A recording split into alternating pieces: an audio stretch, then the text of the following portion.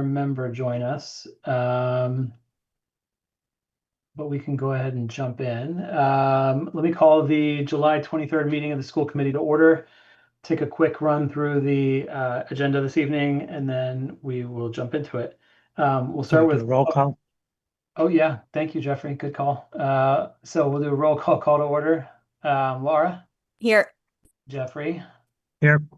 Tom, Here. and Sean is here. I don't see Aaron just yet. Okay, perfect.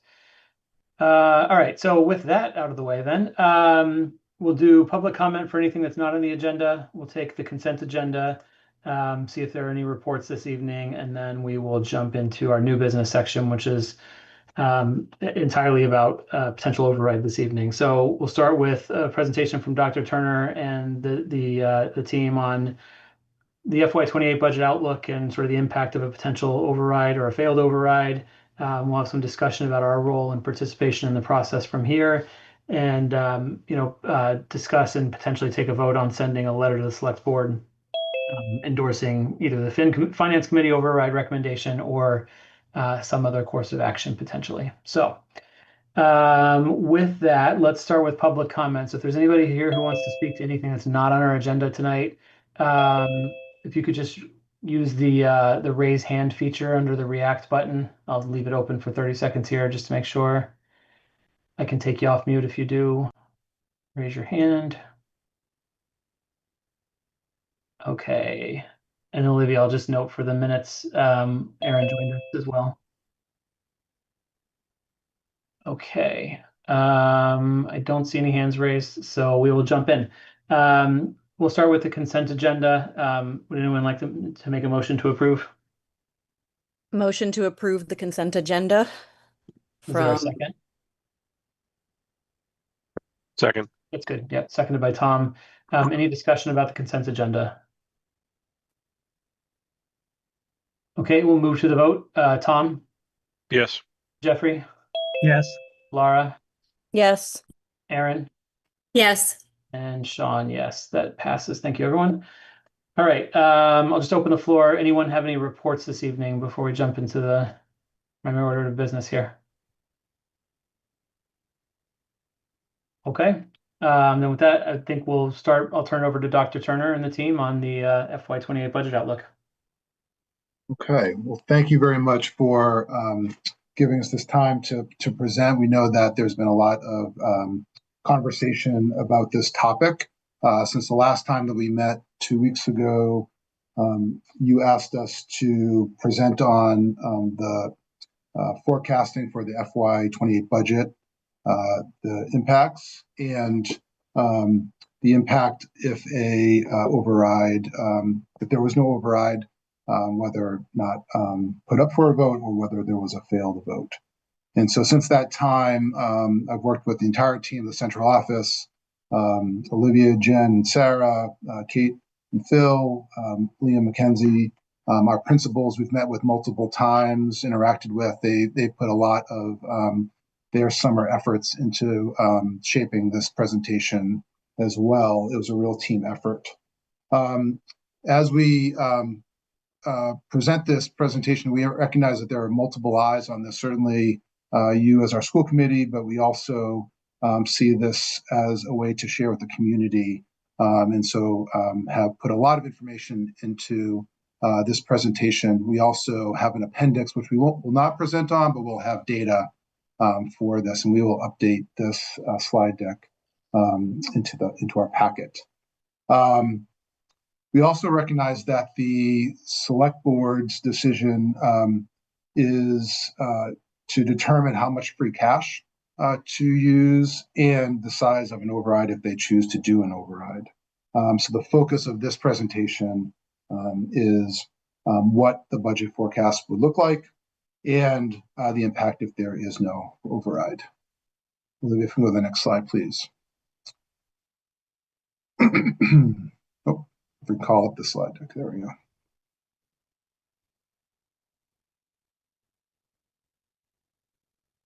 All right, can we see that? Yes. Okay, so if we go back a slide.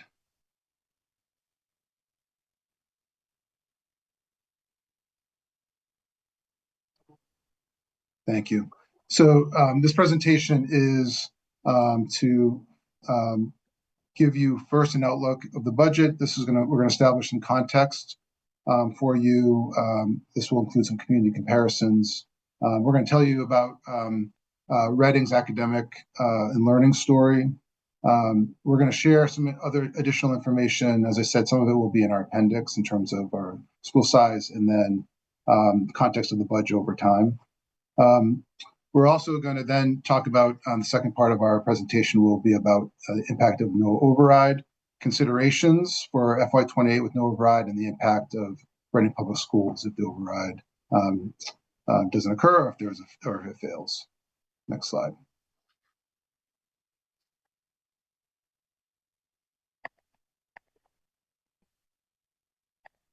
So we're now going to talk to you about establishing a little bit of context for you, and we'll start with the current school year that we are going into, FY27. So this would be the 26-27 school year. And it's important to note that the FY27 budget, which was approved last year, is a level service budget. And in order to balance the budget, $800,000 was used from non-reoccurring funds, meaning different funds that are really one-time money, And so therefore, the community priority money of $917,000 is essential to remain level funded for FY28. So that's an important assumption for us. Next slide, please. And so we know there's some questions about how did we come to the 5.25% increase. This was shared with the town in the spring, and it includes the total budget of $62,823,000. And the FY28 budget of the assumptions are that we added no positions, which is consistent now, would be consistent for 2 years with FY27 and FY28. We are going into collective bargaining with all of our unions, and so there are assumptions that are made factored into this.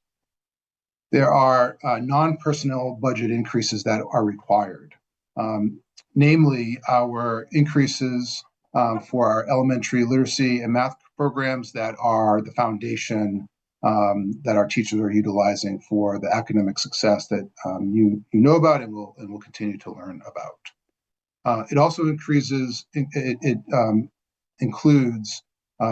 putting $200,000 as an accurate line item for our tech renewal budget, and it also includes regular day transportation, which is total of $46,000. We're offsetting. We have some offset assumptions that include our school choice at 128 students, our school choice special education increment of $100,000. Deaf and hard of hearing program through the SEAM Collaborative, with revenue continuing at $40,000. 3 students from other districts into our special education programs, so that'd be tuition. We know that going into FY27, we have exceeded that number of 3. And all other offsets are level funded except for the RISE preschool program, full day kindergarten, and previous year school choice. Next slide, please. So what happens next is the select board will vote on whether to place an override on the November ballot. For the direct impact, if they vote no, the outcome determines the scale of the required budget reductions across the school department. If they vote yes, we will educate the community on the impact of a failed override on the schools. Our strategy is to proactively prepare this community for multiple reduction scenarios, and also to maintain a core philosophy that for all potential budget scenarios, we're going to aim to align to our Reading Public Schools values and our educational goals. Next slide, please. So now I'm going to pass it to Assistant Superintendents Jen Stice and Sarah Hardy, who are going to share more about the success of Reading's story. Thank you, Dr. Turner. We are so proud to share the work that we have done and want to really tell the story of all the staff and families and students who go into making Reading a wonderful place. Next slide, Olivia. So what you see here are the signs for each school, and a lot goes into every single school day. And all of the people that help make each school the individual schools that they are, where people are so proud of their individual schools, are really successful only because of everyone that works with us, including the custodians, the staff that are answering phones. And as we think about how we continue to improve outcomes for our students, when we say all staff, we really mean all means all. All these people are here to ensure that we have excellence for all of our students. Next slide, please.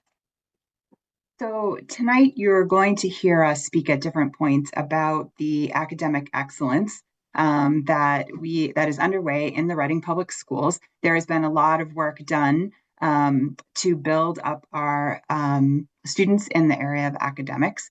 You will see that this ranges from elementary, preschool, elementary, all the way through high school. These photos just highlight some of our amazing national merit scholars, some of our writers at the elementary level, and our middle school math teams. And these accomplishments really are due to the hard work of our students, our educators, and our support staff who set high expectations for students every day, and some of the recent investments that you'll hear a little bit more about as we go through the presentation. Next slide. And we also know that our students are very well-rounded, and we're not just focusing on academics. We also have a thriving student engagement. In some of these pictures, you'll see some of our students engaged in extracurricular activities, including Will Merkel, who is an all-state champion wrestler, and Ryan Pulpe, who broke a 52-year-old record at the state level. And then there's also the boys indoor track that captured a state track and field championship, and the RMHS drama team that went to the state finals for the theater competition. And out of 96 schools, Reading was one of only 15 to make it to the finals. We are really proud of all of our students and what they do to make Reading Public Schools a better place. Next slide, please. So when we talk about the values of Reading Public Schools, we really focus a lot on the idea of like making sure that our students are ready for when they leave us.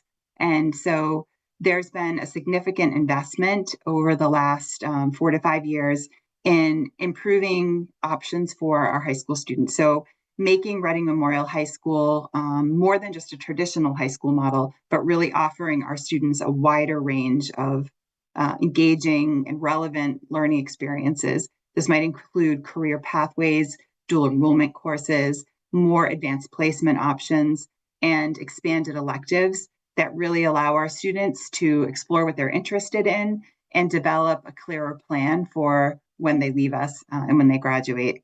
And we're proud of these things not only because they support and engage our students who are with us, but we believe that they also make our high school a more attractive choice for families when they're considering if they want to stay in the public schools or if they want to move their students to a private school for high school. And so the work that's gone into making our high school future ready is really work that we wanted to highlight for you. Next slide. The other thing that we really wanted to highlight for you is our belief in inclusion and having all people participate. We have a thriving unified sports program. We have students who sit on our children's cabinet, which is a multi-town agency committee. We also have our rocket leaders who think about the community and how to help the Reading Food Pantry. On the next few slides, you're going to see some work from our principals. They are extremely proud of the work that they have done at their school buildings, and they spent a lot of time really highlighting for you some of the things that they are really proud of that make Reading Public Schools stand out as a leader in excellent education. Mhm. Next slide, please. So as Jen was saying, these next few slides were developed in collaboration with our principal leadership team. Our elementary and preschool leaders really wanted to focus on the student success that we are seeing, and it's not just happening by chance, that it really is happening because we've moved away from outdated curricular resources, outdated instructional practices, to building a really strong foundation for our students using high quality resources and robust professional development.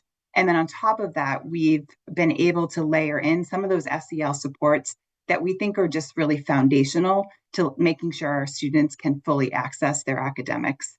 And they set up our teachers to be able to really deliver that high quality curriculum.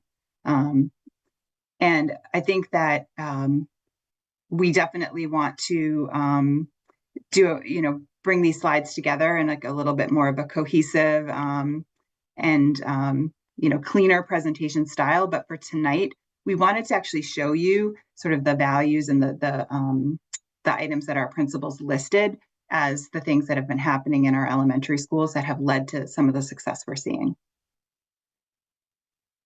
And not only are we seeing success academically, but we know that that academic success is very much tied to the social emotional learning and the work that our inclusion specialists and BCBAs are doing. We are providing direct professional development and school support right in classrooms and helping teachers make changes so that all students can learn. We supported 114 students this year in their classrooms to make sure they could be successful and help the teachers set up systems so that they could teach the entire class.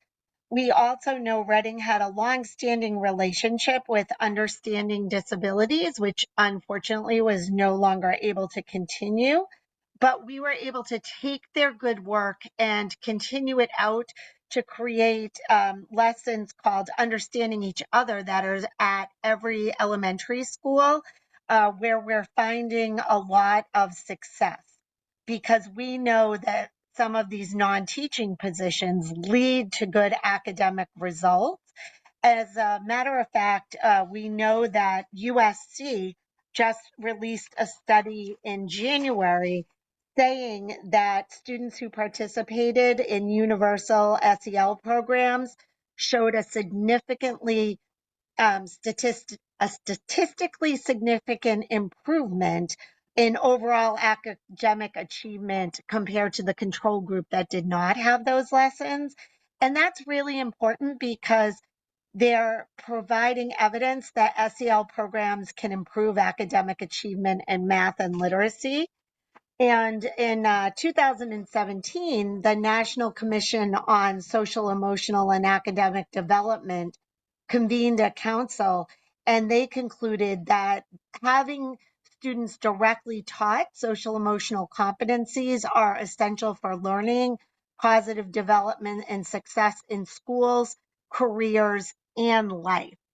So we really want to honor all that new research and make sure our students have what they need as they are going through our school system. So you're going to see those social emotional supports and coaching opportunities through all of our school levels. We wanted to just explain it a little bit more at the elementary, but no, it happens at the middle and high school levels. If I can just interject one thing that I have learned from our principals who are very knowledgeable and passionate about our schools is the shifting needs of our students over the last several years and developmentally needing more social and emotional support.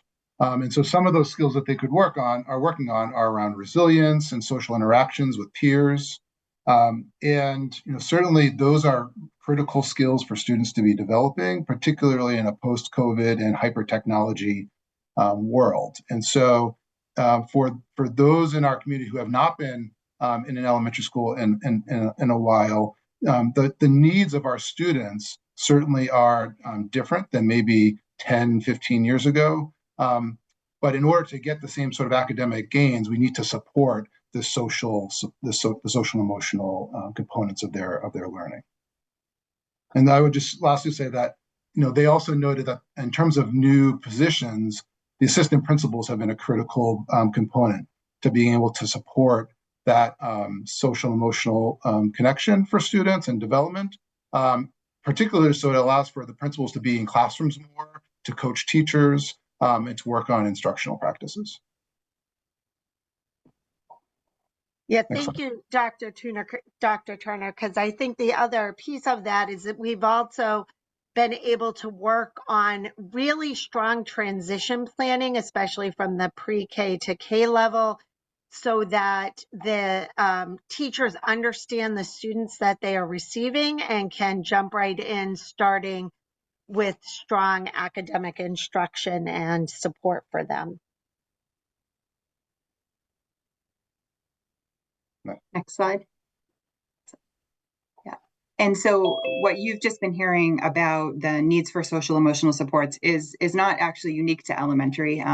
We're actually really proud of the work that's been happening at our middle school level, as our middle school teachers and staff really are learning how to meet the needs of today's middle school students who might present with different strengths and with different areas that need support.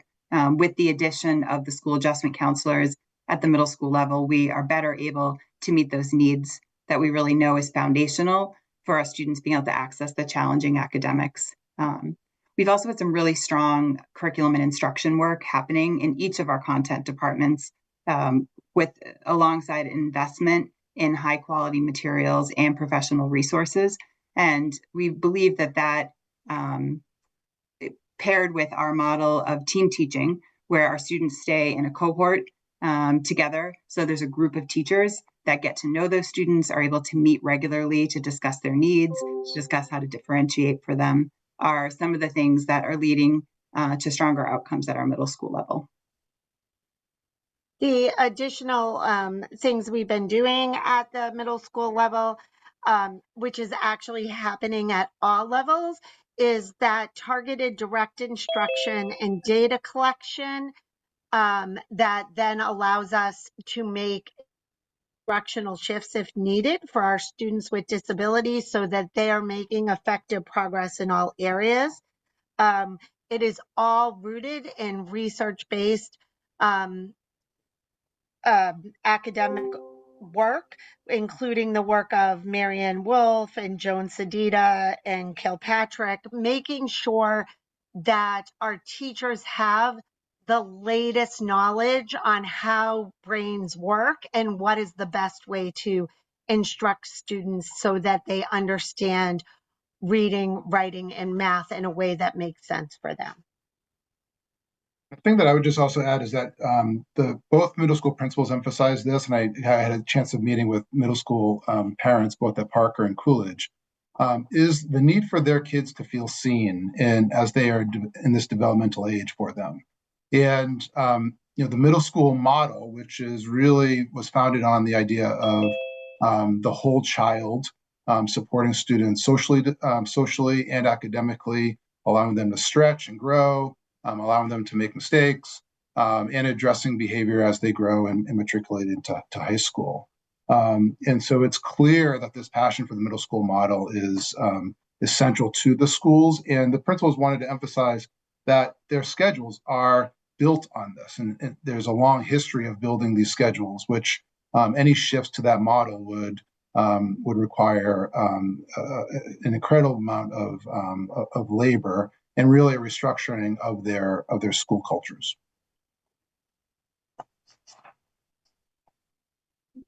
Next slide. Yeah, there we go.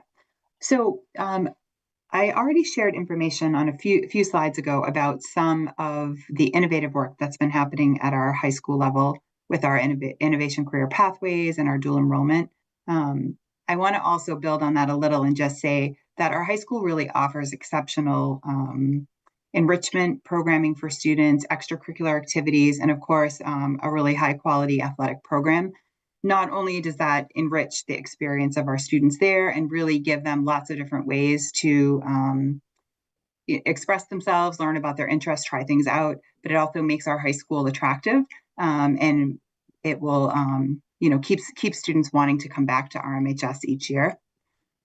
In regards to running a high school is a very busy place with lots of moving parts. And we've been able to layer in some really important support staff over the last few years that we think actually really enhance the student opportunity and allow our students to maximize programming. Even simple things like making sure that we have the right level of office support staff so that everything runs smoothly really does enhance the student experience. We also are proud of the investment that's been made in our school counseling department. That's part of that, making sure that our students are ready for the next step, and giving room in our schedule so that our school counselors are able to meet with their students to talk with them about understanding how their high school experiences connect to what they want to do next, and helping them as they go through that important decision-making point in their life in high school. One of the other things that is unique to our high school is we have such a strong partnership to the coalition that is out of the police department. They come and teach classes for our students and really support all of the work we're doing. And it is a wonderful thing that Reading helps to support all of the students in a multitude of different ways across departments. Just real quick, one thing that I was able to observe the other day was Sarah leading a summer workshop with middle school and high school history teachers who were vertically aligning their work. So not only were they working on coherence across our two middle schools, but how do they work together both from the 6 through 12 model in terms of history learning, both in terms of content and in terms of skills, which I think is just a real demonstration that our schools, our secondary schools, are really in a great stage of continuing to grow and thrive, and there's a lot of momentum and buy-in among our staff. Next slide, please. In the previous slide, you had obviously heard about some of the special education work that's happening, but we also wanted to highlight it on its own slide because, as you know, we every year have to do either a program review or a programmatic review of the work that we are doing in special education to ensure that we are doing what is best for our students. And we have done those very publicly and often hired outside people to come in and give us feedback so we can ensure we have very strong programs. And we are gaining momentum. This is not work that is finished. It is work we are continuing to do and are very proud of, including continuing to align our district-wide programming with a focus on curriculum and data collection. With the support of the school committee, we've added some key positions to make sure that work can continue. We've also developed our own 18 to 22-year-old program to support students who need a little bit more time to work on life skills, socialization, and being out in the community. And some of that work, what we are seeing is, as Dr. Turner mentioned, we are actually planning for the fall to tuition six additional students from other area school districts are coming to our programs. It is across all of our programs.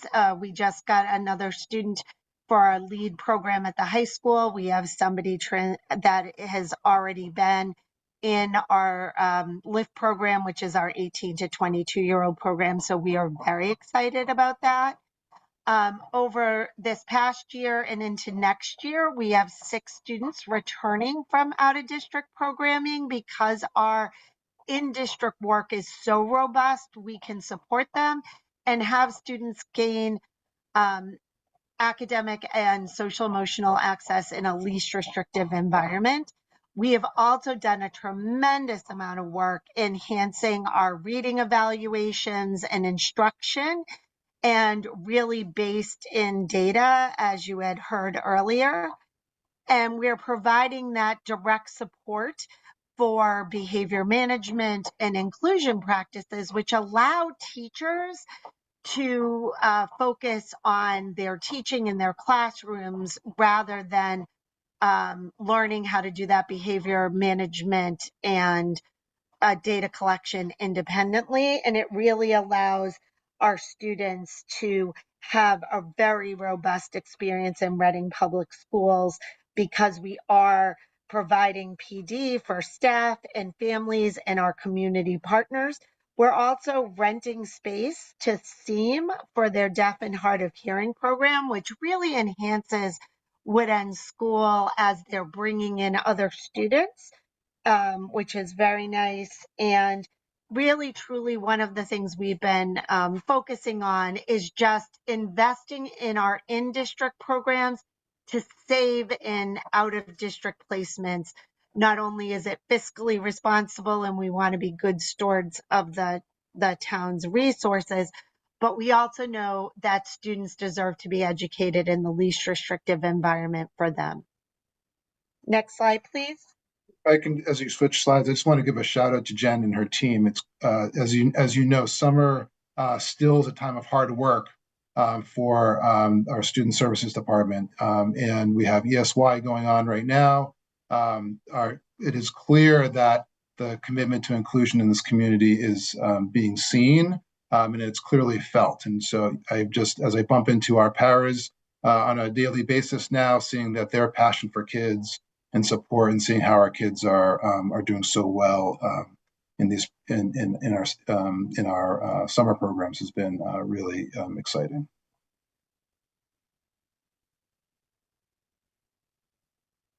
So we've been talking a lot about our programs and our offerings and things that we are really proud of that make Reading a wonderful place to be for our students, staff, and families.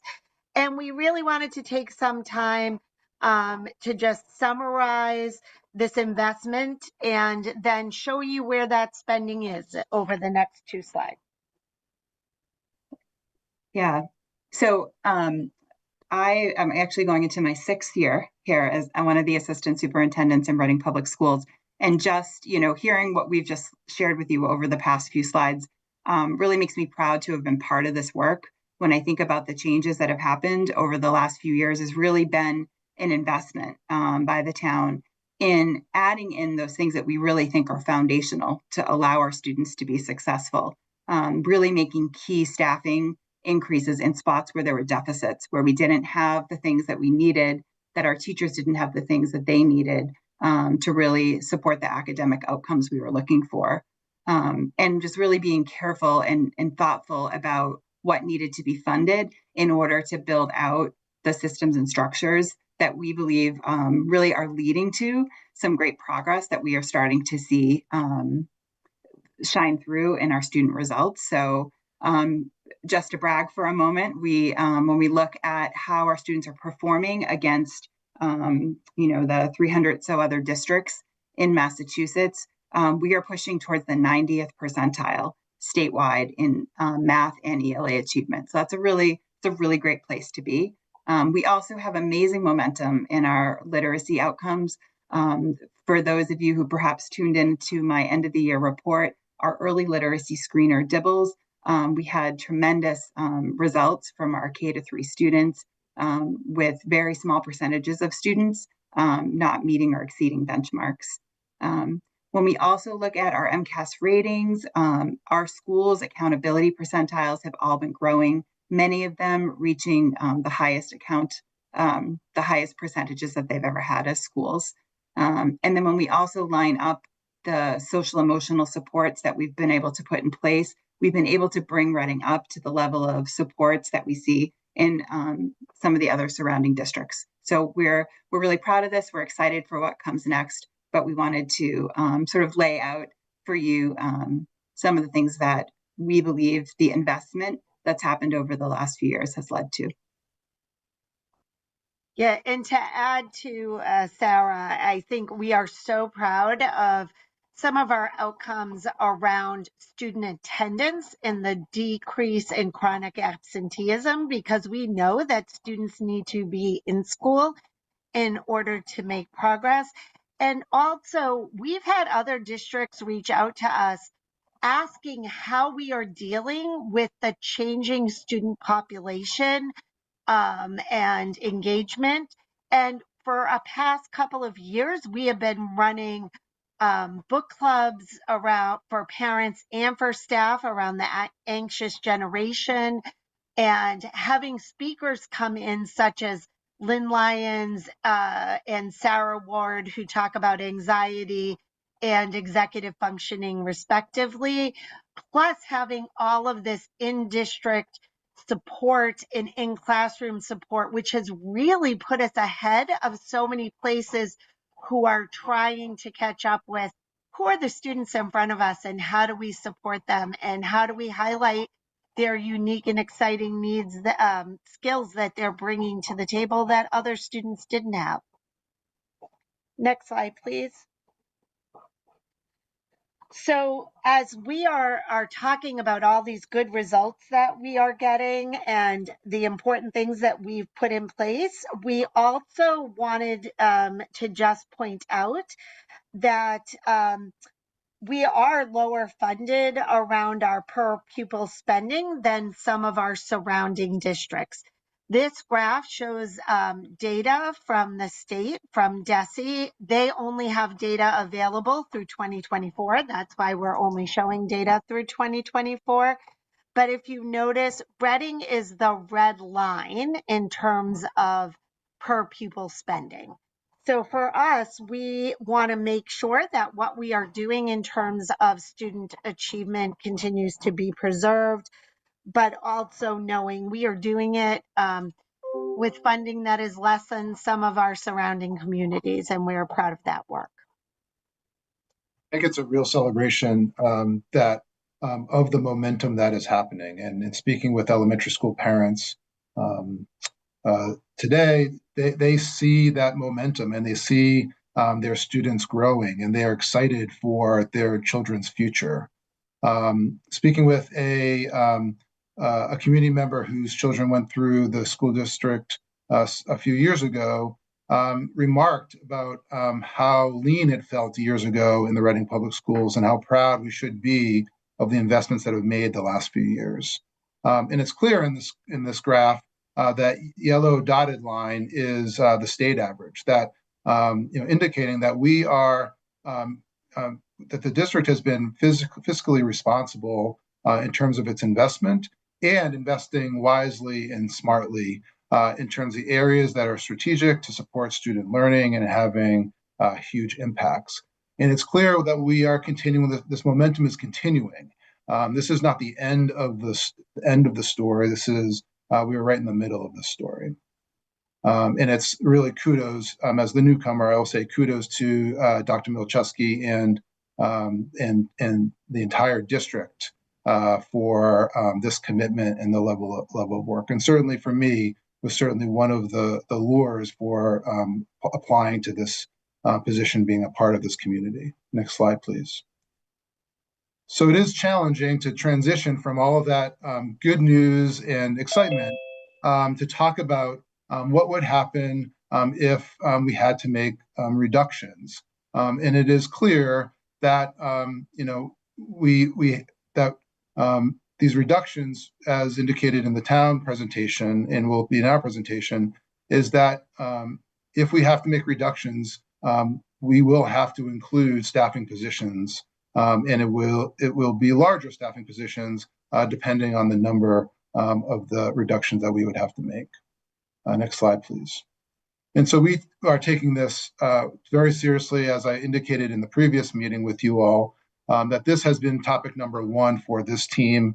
We've been meeting on this topic every day for the majority of our day, and are prepared to work hard to deliver the service for you in terms of being clear, transparent, and collaborative in terms of our decision-making philosophy. We developed this philosophy and share it with you for your feedback. These are not fixed terms, but something that we wanted to share with the community for your input. And so our proposal is that our decision-making philosophy around this budget be values-driven, that it is first and foremost student-centered, that it's committed to the excellence for all students, that it continues the improvements to learning, instruction, and support for students that were just shared on the last several slides, that we continue systems for supporting students, such as the early literacy and screening and intervention work. We also are proposing that this work be collaborative, and certainly that we are sharing ideas, and we're looking for feedback from you, the school committee, and also from our community members. That we aim to be transparent, to be sharing with you the data in terms of how decisions are made and what our budget looks like. And we also want to continue, as best we can, to continue to move forward as a district, to see where how can we evaluate in order to improve within this process. Next slide, please. And so we listed here some district long-term priorities that have been clear as part of the strategic plan, such as curriculum and instruction improvements, special education programs and programmatic improvements, and SEL supports for students. And then for this upcoming school year, you as a school committee listed 3 budget priorities: preserving classroom resources, evaluating MECO funding and adjustment counselor roles, and emphasizing efficiency and alignment. Next slide, please. And so our steps to date is that Dr. Michalski and I met over the course of the spring in our transition meetings. He invited me to join in a town and school joint meeting in which the presentation of our FY28 proposed budget occurred with the assumptions. We've had daily meetings on this topic as a central team. We've worked with both our HR and finance teams to do analysis for us. And we most recently had a July meeting. We have another one planned for next week with the town. And we've been working both individually with our principal team and as part of our district leadership team. Next slide, please. And so financial action steps for 2027 include tuitioning and special education students to our programs, increased school choice enrollment, analysis of subscriptions and educational platforms. We're not yet ready to share that. We are doing that analysis currently.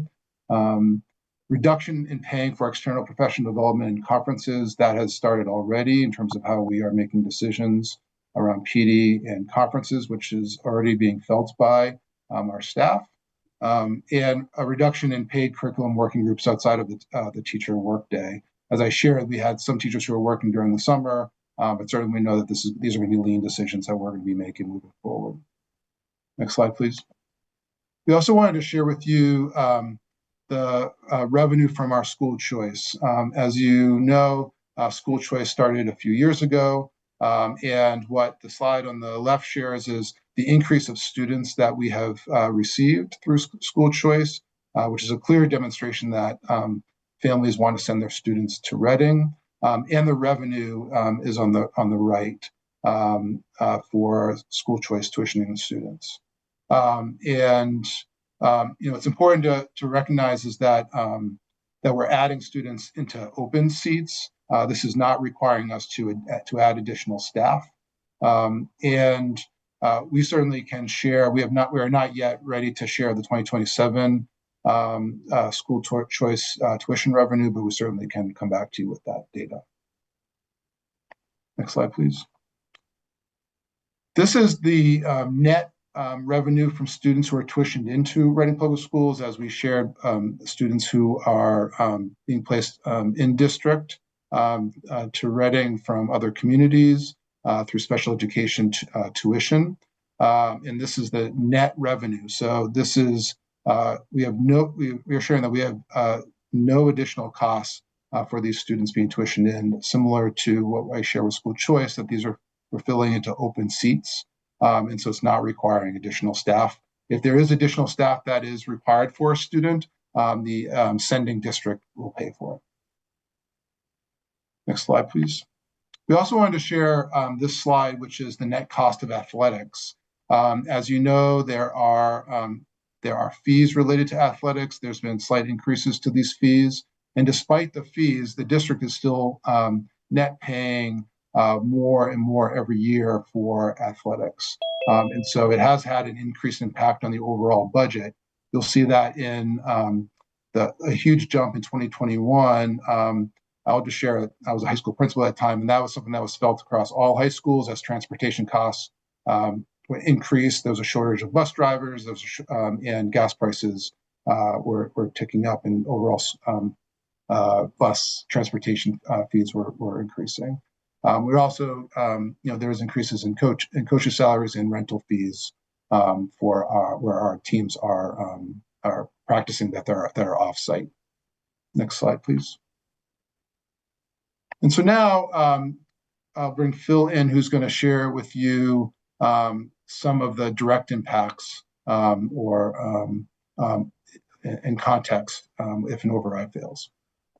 So as the superintendent had said earlier, we're not here to talk about how much reductions may need to be, but we're talking about our analysis of certain amounts. If we had to cut the budget by X amount of dollars, what we'd be looking at in terms of meeting those reductions. Excuse me. So some of the assumptions that we've made is, 80% of our overall budget is people. So that's one of the areas we really need to take a look at. So for an educator equivalent, we have $100,000 that we're using for part of our, excuse me, my voice is still recovering from my back surgery here. My education equivalent is around $100,000 of salary, a para equivalent around 32, a custodian equivalent around 61, and the administrative assistant equivalent around 66. One of the things you want to be careful with is that if we need to reduce costs, not all costs are going to come from staff. And if you go back and look at one of the slides from the town's presentation, where they're talking about the number of positions that might need to be cut, we prefer to use the number of equivalent positions, so to speak. It's just one way of representing how many dollars that we'd be looking at. One of the things that did come up in our conversations with all the town departments was that we need to keep in mind that if we do have to reduce positions, there is unemployment expenses involved.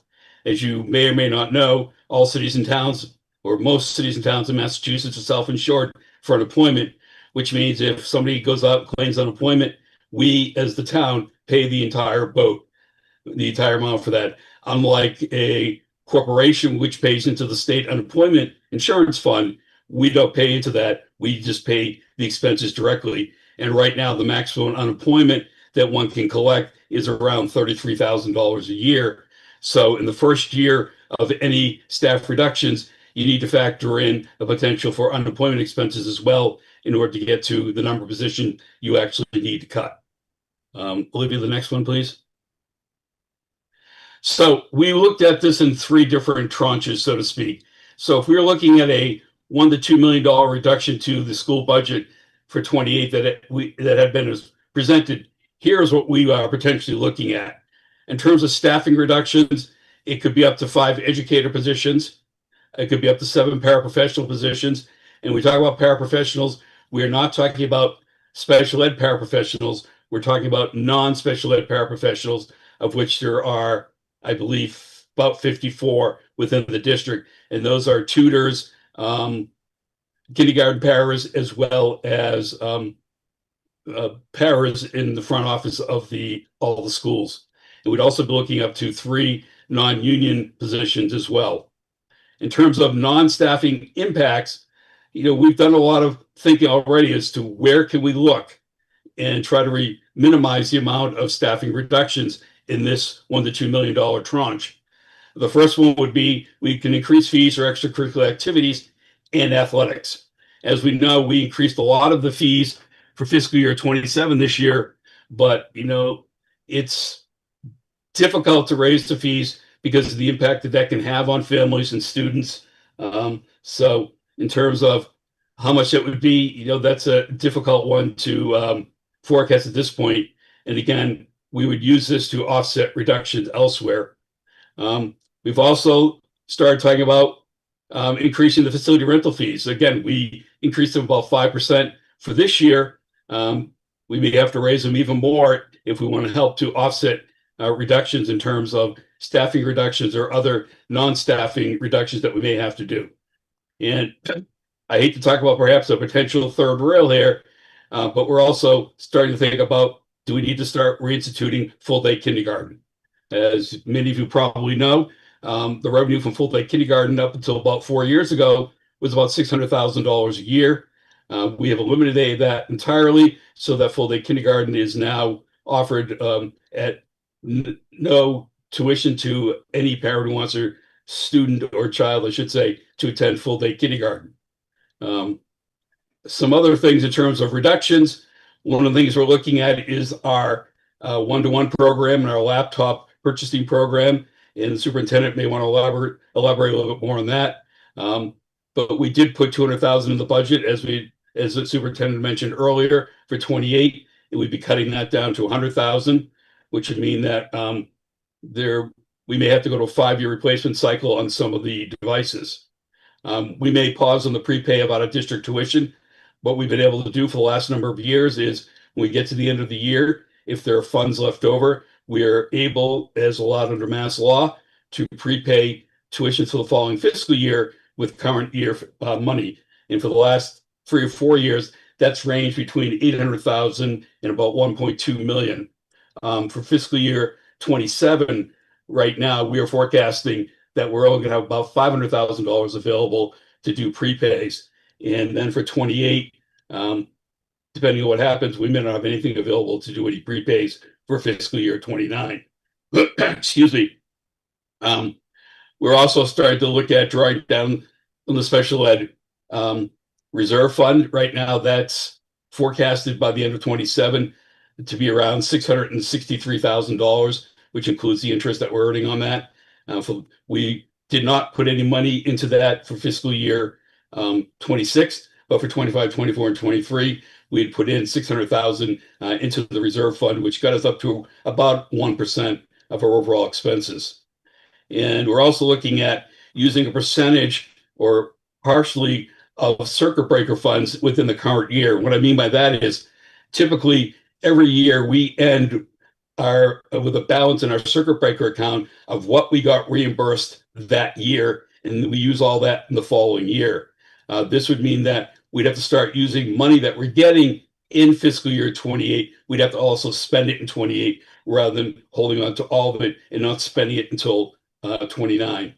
I'm going to go off a little bit of a side. For 27, that was one of the things that we did in order to balance fiscal year 27. We did that with our school choice tuition money, that in order to balance the 27 budget, one of the things we had to do was take 500,000 from school choice that we're going to get during fiscal year 27 and spend it in fiscal year 27 rather than being able to carry that as a balance at the end of the year.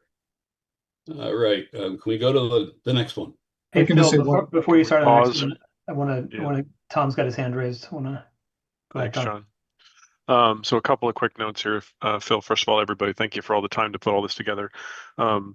As we look at this, I'm not saying we're going to raise the rate back to it, but just so we're on the level, our revenue for FDK was 1.2 million, give or take at its high, not 600,000. So double what was mentioned there. That would be a full 4,500, give or take, for 270 kids. We go up, obviously, there's more kids, it's more money. So that's one thing.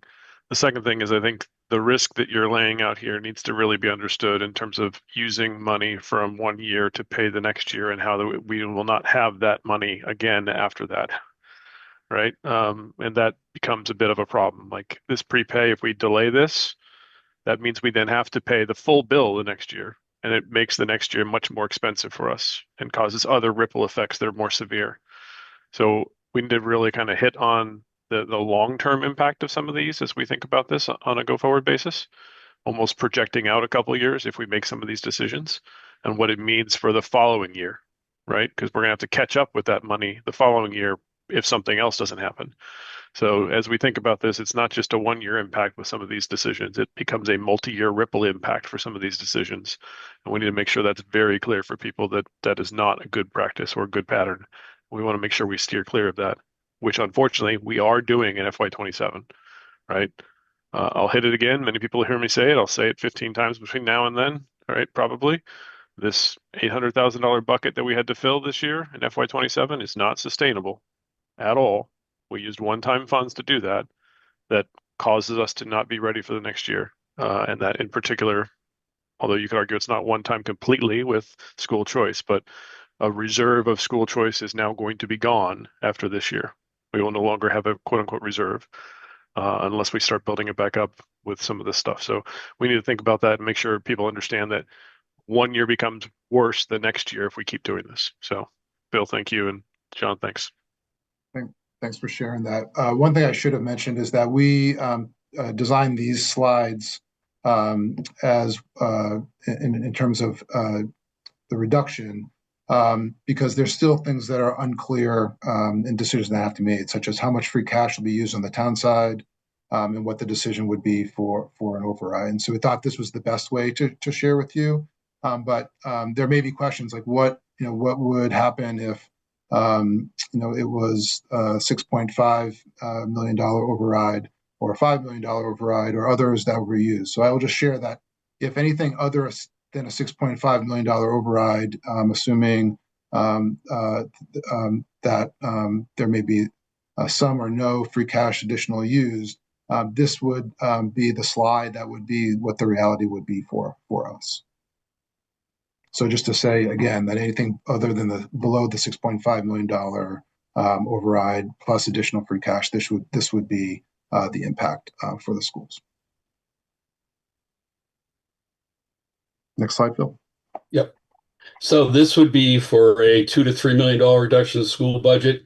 In terms of the non-staffing impact, the only change that we have down there is we'd end up considering using more circuit breaker funds than we did in the previous slide. All the other numbers are the same under the staffing reductions, because once we get beyond the $2 million, the only other place that we can look at that point is really starting to increase the number of staffing reductions we'd be looking at.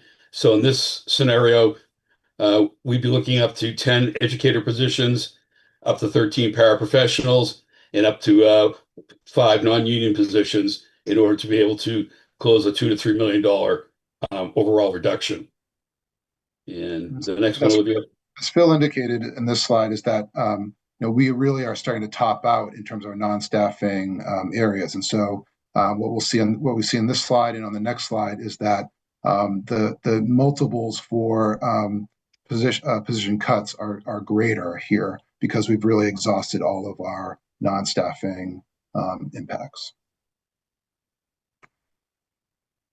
Okay, so then here's the last one, the 3 to 4 million. Again, just the scenarios that we've been looking at to look at what the impacts would be. In terms of the non-staffing impact, we'd eliminate the entire new laptop purchasing. So we'd remove that 200,000. The other numbers would stay the same. Staffing reductions, again, continue to go up. Now we'd be talking up to 15 educator positions, up to 20 paraprofessional positions, and up to 7 non-union. So some mixture of all this is what we're going to have to do in order to hit that $3 to $4 million reduction to the school budget. If I could, Superintendent, I did want to just go back to one thing in terms of 27 and 28. If you look at the 27 budget that was approved by the school committee, the overall increase in funding from the general fund from the city is 2%. So if you look at it, we had a 7.3% reduction in our accommodated cost line. On the operating side, we had about a 3.1% increase. So that netted out to be like 2.01. And then we had the additional 25,000 that was voted on later on. So I think it brought up to 2.05. I'm bringing that up because one of the reasons why 28 turns out to be 5.25 is we do need to make up some of those one-time funds that we've used in order to make 27 work. So if I would add the 2% increase from 27 and the 5.25 for 28, both of which are level service budgets. That means across the 2 years, it's an average of about 3.6. So we are recognizing that for 27, the 500,000 that we're using from school choice, we can't do it again. And that needs to be made up from funding that has to come from, at this point, from the city's allocation to the school department. So, we are keeping those things in mind, at least for 27 going into 28. On the previous slide, we were looking at about 3% of our total staff, and this slide, we're looking at 5% of our total staff. That would be reduced. And if the salaries of the staff members that we would be reducing are those positions are lower than the assumptions that we made, we would be making more cuts than what's on the slide. Additionally, with the unemployment number that Phil had shared, we could be looking at more positions beyond this as well. Yeah, and I apologize, I couldn't sound as upbeat as Jen was in her presentation, but unfortunately, I have to do the numbers portion. Thank you, Phil. And so now we're going to talk about the impacts of what this will look like in the different categories if the override, if there's no override. Yeah, obviously, seeing these numbers is sobering for us, especially after talking through all of the good work that's been underway, especially by our educators. When we look at educator positions, obviously, finding any spot to cut is tremendously difficult. There's no fluff in our schools. Everyone is working fully to support our students. Reductions in educators will most likely be from reductions at the high school or middle school level, which would result in increased class sizes for our students, would also result in us not being able to offer some of the things we currently have at our high school. And that could even impact the amount of advanced placement courses and elective courses, which are really core to our instructional program there. This could mean the loss of that team model at the middle school if we need to dig into the schedule and arrange it differently. At the elementary level, due to the size of the number of students at each grade level, classroom teachers really wouldn't be a possibility. We'd have to look at specialist positions or some of those other positions, and like reductions in student support positions, which we know are essential. We really feel that cutting any of these positions will diminish the experience for our students, and it also has a negative impact on the programming that's offered in Reading. Sort of what you've heard about the number of students wanting to come into our district, whether it's school choice or tuitioning in for special ed programs. We don't want to lose that reputation and lose really that experience that we've built for our students. We also are so proud of our outcomes, and we know that the tier 2 support, so those intervention supports that we're able to put in place for students that might be struggling a bit, especially in the areas of early literacy, setting our students up for success as they go through the years in our school district, are really essential. Those will be impacted. We also just don't want to lose the momentum that we have underway. We feel that we really owe it to our students to continue the work. As Dr. Turner said, we're not at the end here. We're still in the middle of a lot of the work that's happening. A lot of that is based on really individualizing for our students, making sure that they have access to the interventions and the enrichments that they deserve. We do take very seriously the learning environments that we provide for our students, their social, emotional, behavioral interventions that happen make a difference in their success. As we've highlighted already, that whole child philosophy at the middle school, we don't want that to be impacted by cuts. And finally, as Dr. Stice had highlighted, the work that we've done around attendance and reducing chronic absenteeism really made a difference of having our kids in school each day. And some of the support staff we have in place are really crucial to making sure that that happens. Next slide.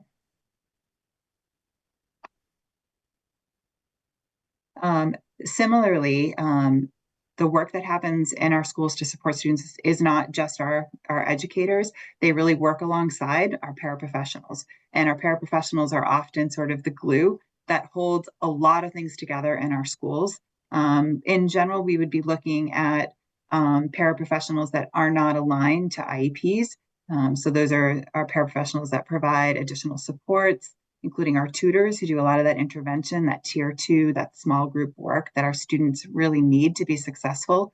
Our kindergarten paraprofessionals who are there, to support our youngest students when they come into school. A lot of routine learning, when you're working with young children, really being able to make sure that we're setting them up as they learn the school expectations. The other position that could be in jeopardy is our office clerks that support in each of our school offices. They really, because of them, there's more capacity to ensure that we have timely communication with our families and just that the buildings run smoothly. They really are essential.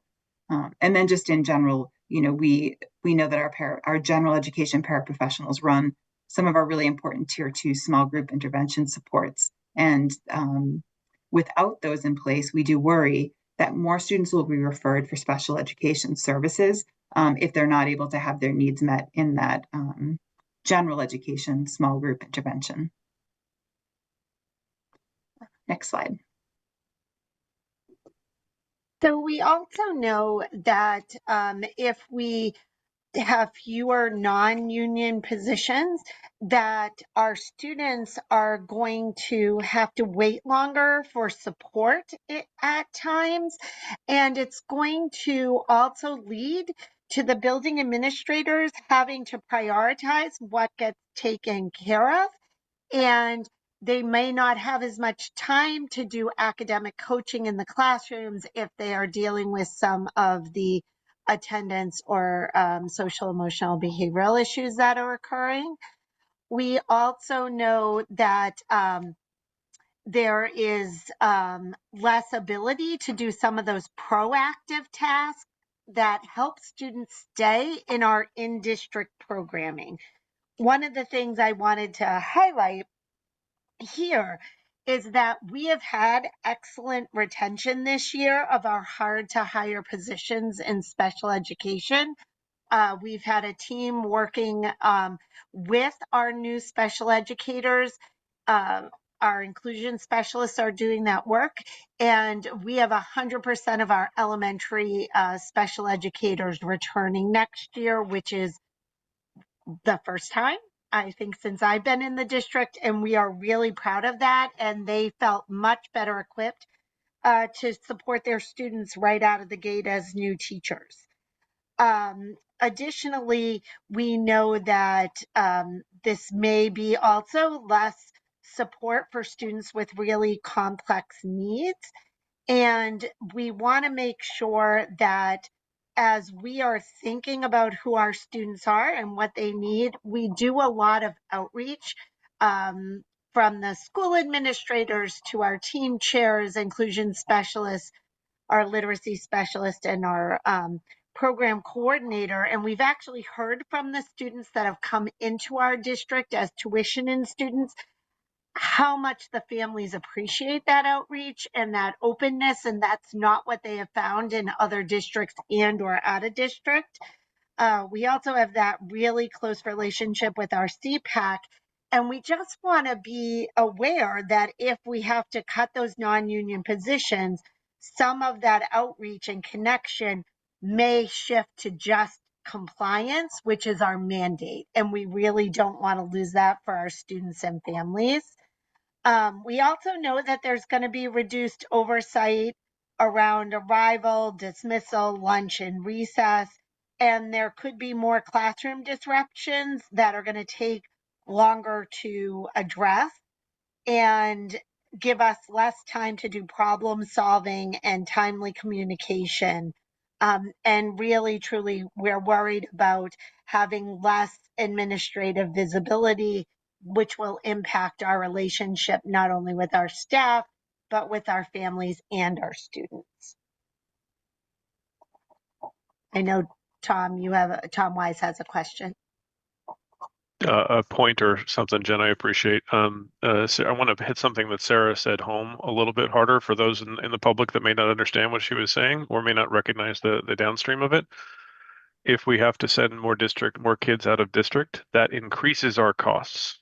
It makes things significantly harder for us going forward. One of the great things this administrative team has done over the last 6 years is bring down the out-of-district placements, which decreases our costs. It's actually one of the reasons we were able to do what we did in FY27 in terms of reducing our accommodated cost number.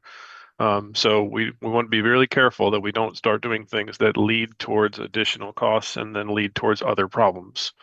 So just hitting that home for anybody watching at home or paying attention, when we cut costs that lead to costs, that's even worse, right? So we just want to be really careful. It's a double whammy. Avoid the double whammy.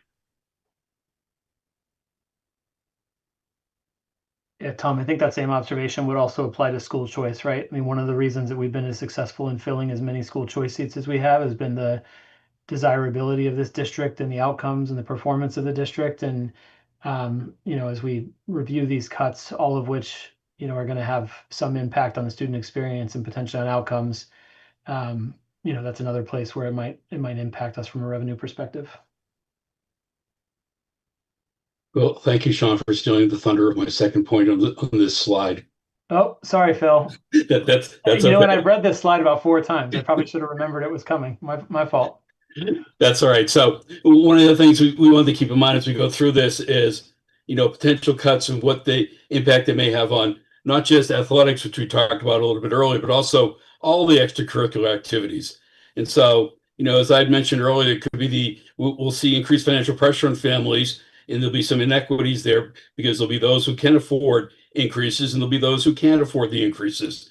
And so we need to keep that in mind as we go through the exercise of what we think we're going to be able to do, not be able to do. And as Sean had mentioned, if our offerings are not as robust as they have been, they could have an impact that we may see a reduction in school choice coming in because now what we're offering out there is not as, I'll say, not as good as it has been, for lack of a better way of putting it. Then, of course, threaten smaller or less visible programs. I'm going to use a athletic example for this one. When we look at, which programs, cost the most money, say on a per student basis, there are some programs whose expense structures are very expensive, but the number of participants is very small. We may have to look at those as well. And those are things that we prefer not to do.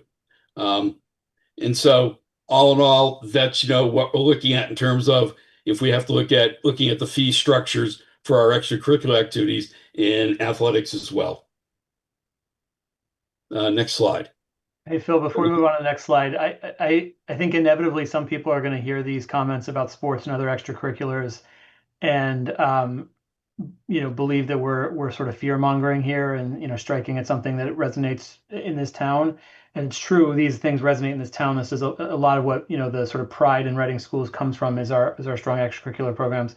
I do want to highlight, though, that there's an example of a Massachusetts town that had a failed override that eliminated sports. Now, we're not talking about doing that, right? But when you get to these kinds of budget cuts, even the things that we hold really, really dear, have to be considered as opportunities to address those budget deficits. So it's this isn't fear mongering. These are real impacts that we would have to be evaluating against some of the other options.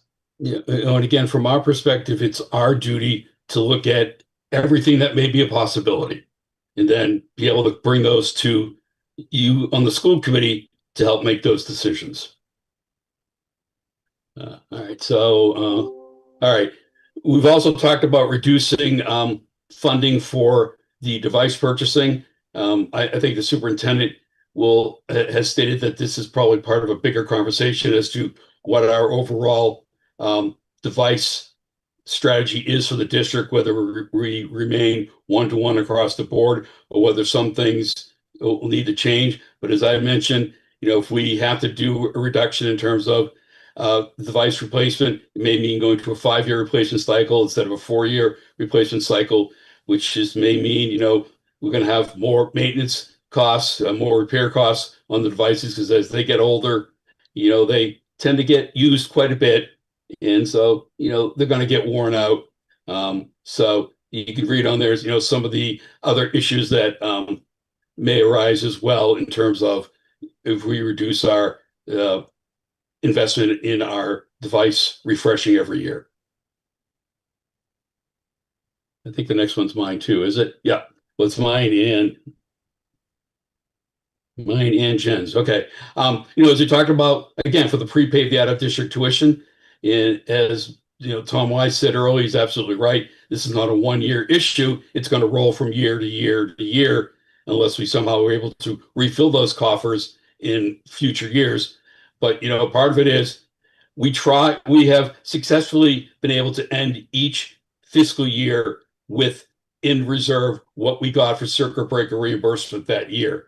For those of you who aren't familiar with circuit breaker, circuit breaker is a state that reimburses school districts for part of our special ed costs. So the money that we got in fiscal year 26 is reimbursement for fiscal year 25, and we have to spend it all by the end of fiscal year 27. So we ended fiscal year 26 with the exact amount that we got reimbursed in 26, and we'll spend all that in fiscal year 27. And as I said earlier, if we start spending some of that money in the same year that we're getting it, that just cuts into, some of the reserves that we like to have available in case we have students who move in that we have not anticipated. As you can see, I've been bald for many years, and part of it's because that's what happens. Business managers live in fear of having students come in mid-year that's suddenly going to cost you $300,000, $400,000, $500,000, and you haven't budgeted for it. You like to have those reserves in place, whether it's the special ed reserve fund or it's within circuit breaker, to allow us to be able to smooth some of those out. And so, as we talked about, that just increases our risk on an ongoing basis if we start digging into what I'll call have been some of our reserves in the past, if we start digging into them going forward. Jen, do you have anything to add to it? Phil, you did a great job. I did want to just let everyone know that Phil and Kate, his assistant business manager, and myself, Allison Wright, who's our director of special ed, and Fran Green, who is our administrative assistant, we meet monthly and go over all of the bills, all of the tuitions, anything that we think may come up that is not budgeted for. And we look at it very, very closely. But there, as Phil said, there are sometimes unexpected needs that we are not aware of, either students moving into a district or needing a higher level of programming that we had not budgeted for.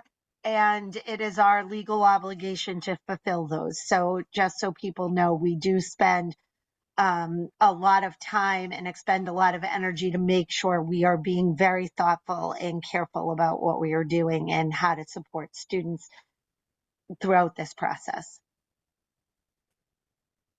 Next one, which I believe is back to the superintendent. Yeah, so we'll close and just share that as I said in the beginning, that our strategy here and our goal is to proactively prepare our community, you, with multiple different reduction scenarios, and to make proposals around budget decisions that aim to align with the Reading Public Schools values and our educational goals. And so from moving beyond this presentation tonight, our goal is to communicate with families, with updates, to develop, we have developed a FAQ for the community that will answer frequently asked questions. As I've shared, my first meeting with you is utilizing my entry meetings as a way to answer questions, to spread awareness with families as I meet them. And we are working on a one-pager for the community to help make this information that's in the slide deck more digestible. Next slide, please, Olivia. So these are just a few bullet points for our timeline is using the rest of this month to roll out our communication and our FAQ, respond to any questions, wait for the psych board's vote. And in August, there's already a planned meeting, August 6th, that will be virtual, And obviously we'll report back with any more detailed responses to questions. And then as we move into the school year, going into November, this would be presuming that there was an override on the ballot, would be to continue with outreach around answering questions as we wait for a November 2nd vote. And with that, we know that was a long presentation. We thought it was important to be comprehensive for you.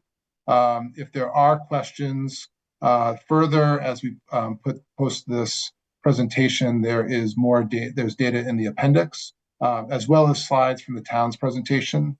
And our goal is to use this as a foundational slide deck so that as we come back to you, that there will be some repeat information in our future presentations.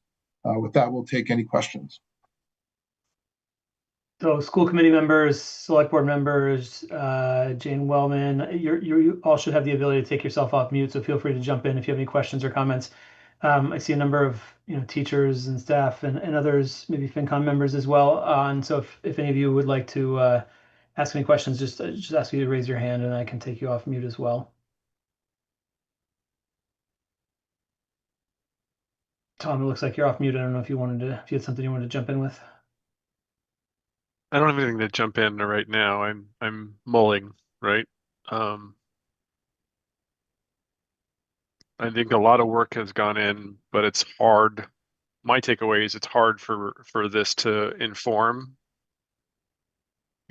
last night's select board discussion necessarily. Right? Other than Dr. Turner, your very clear statement that, if the 6.5 is not approved, then we're looking at cuts, right? But the conversation of 6.5 versus 5 that was happening last night, for example, it's not clear how that would be broken down. Obviously, that's a discussion that would have to happen among, yourself and Jane and then the different elected bodies, FinCom, and the allocation and whatnot of what would come out of that. So, presuming a 2/3, 1/3 holds as a general weight, we'd be looking at $1 million. Which generally would be that $917,000 number that's out there from our requests. And, I have a hard time saying we're going to dig into future things as a result of that. I have a hard time saying we're going to just default to cutting people. I think I would be proponent of pushing hard at looking at the revenue side of it much more. And I hate that, especially since I built the model in particular that I'm talking about. I think it's just unfortunate that with what happened in FY27, there's a direct correlation to that particular revenue stream. And if we don't get that back in FY28, all the work we did over the last 6 years on the FDK side, I think could be at risk unless we're ready to start, maybe we cherry pick and we do some here and some there, but to get to a $917,000 / $1 million number,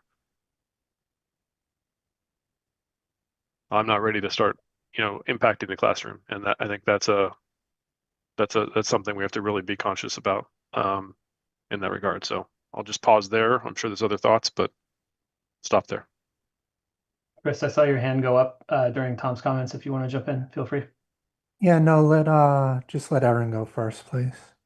Oh, Aaron, go ahead. Sorry. Thanks. So first off, thank you to everyone who worked really, really hard to put this together. This is obviously very sobering and a lot of it's incredibly hard to think about, especially given how well things have been going and how much positive news we've had for the past few years.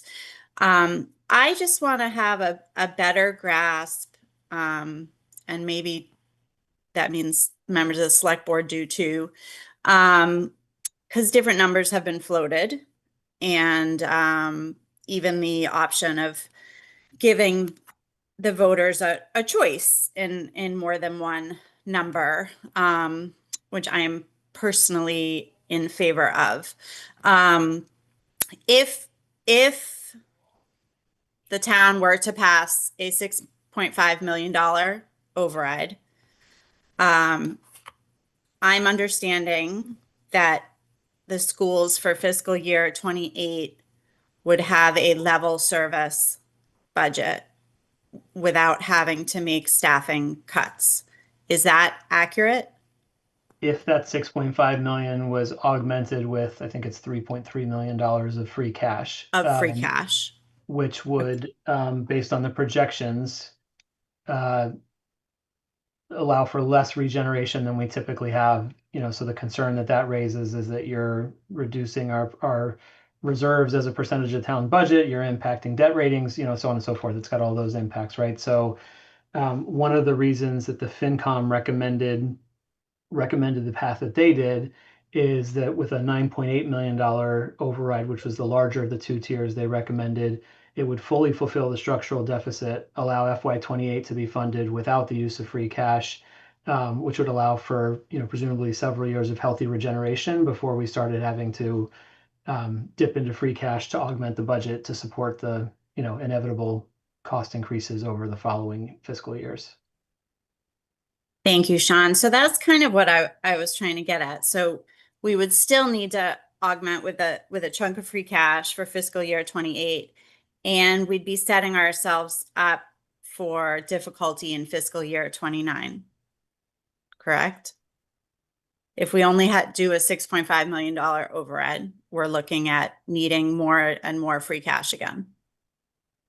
Difficulty in the sense that I think that, and Chris and Tom and others who've been close to this as well, feel free to jump in here, but difficulty in the sense that we immediately find ourselves in the position of having to use increasingly more free cash to level budgets in future years or to level services in future years. Okay. I think the alternative answer to that, though, is that I've heard that 6.5 gets us 3 to 4 years, 9.8 gets us 5 to 7 years, and one of the key things that's out there is the year, I think 2032. Jane, keep me honest, of when some of the pension related commitments roll off. At which point, 3 million of an annual bucket becomes available to be spent again, for lack of a better way to say it, right? And I think as a result of that, it's what is necessary to get us to that cutoff point.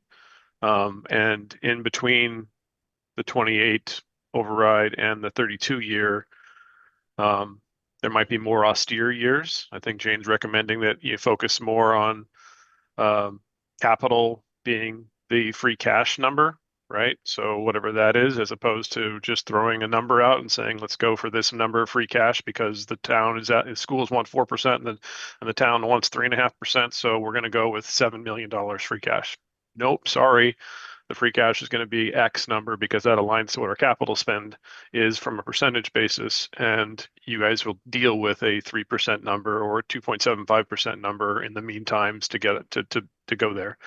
That's not yet policy. That's just a suggestion that's out there that's being proposed to FinCom. So it might be that 6.5 has a series of more austere years before we get to 32, in which case we free up 3 million, and then there's a little bit more flex that might last a little longer. That's my read on what I've been hearing, but I see Jane nodding generally. So if I need to be corrected, please correct me. No, you're right on, Tom. So that's been said that we think 6.5 could get us 3 to 4 years without cutting staff. The austerity question is a matter of how we manage that to avoid cutting staff, right? So we're cutting. We're just not necessarily cutting staff. Well, without saying, there are a lot of levers that we have between then and now. Some of which are smiling at our faces right back at us as we're talking, unfortunately, right? We all know that the whole town has union negotiations to go on. So that is a lever as we go through this without saying it, right? Well, I just said it, so not very good at myself. But as we look at this, we also all know our biggest expense is employees, and as we manage that number versus whatever the austerity number is, we have to be cautious and conscious of that, and leverage as well some of the savings that we have on a year-over-year basis from retirements or things like that to help manage our numbers without, hopefully, too many reductions if any reductions, right? I think there is a way that we can navigate that. It's not going to be easy, but there is a way, from my perspective, that it could be navigated with limited impact from a staff reduction that is a layoff or anything else like that perspective. It might be more of a reorientation, a higher cost employee or set of employees becomes a lower cost employee, and therefore you don't have to lay off somebody else, right? It just, from a natural attrition perspective, that's been standard anyway. That's not new news. It's I was going to just say that's not a new strategy. That's a right. strategy we already use to Yeah. balance the budget. So Yeah. no, I'm not saying that to you. You know that. Yep. I'm just saying that out loud for anyone watching who's like, what a brilliant idea. Like, we use that every year to Exactly. make the budget work. So I just, I don't get a vote on this. But I would like to reiterate that I think the voters deserve the opportunity to have a choice, to understand that there is a different impact depending on that choice, that neither choice means we are adding or getting frilly with our departments. It's just a matter of how much we're pulling from free cash, how long that we think we might be able to get until we need the next override, and how tightly strung town and school budgets will be.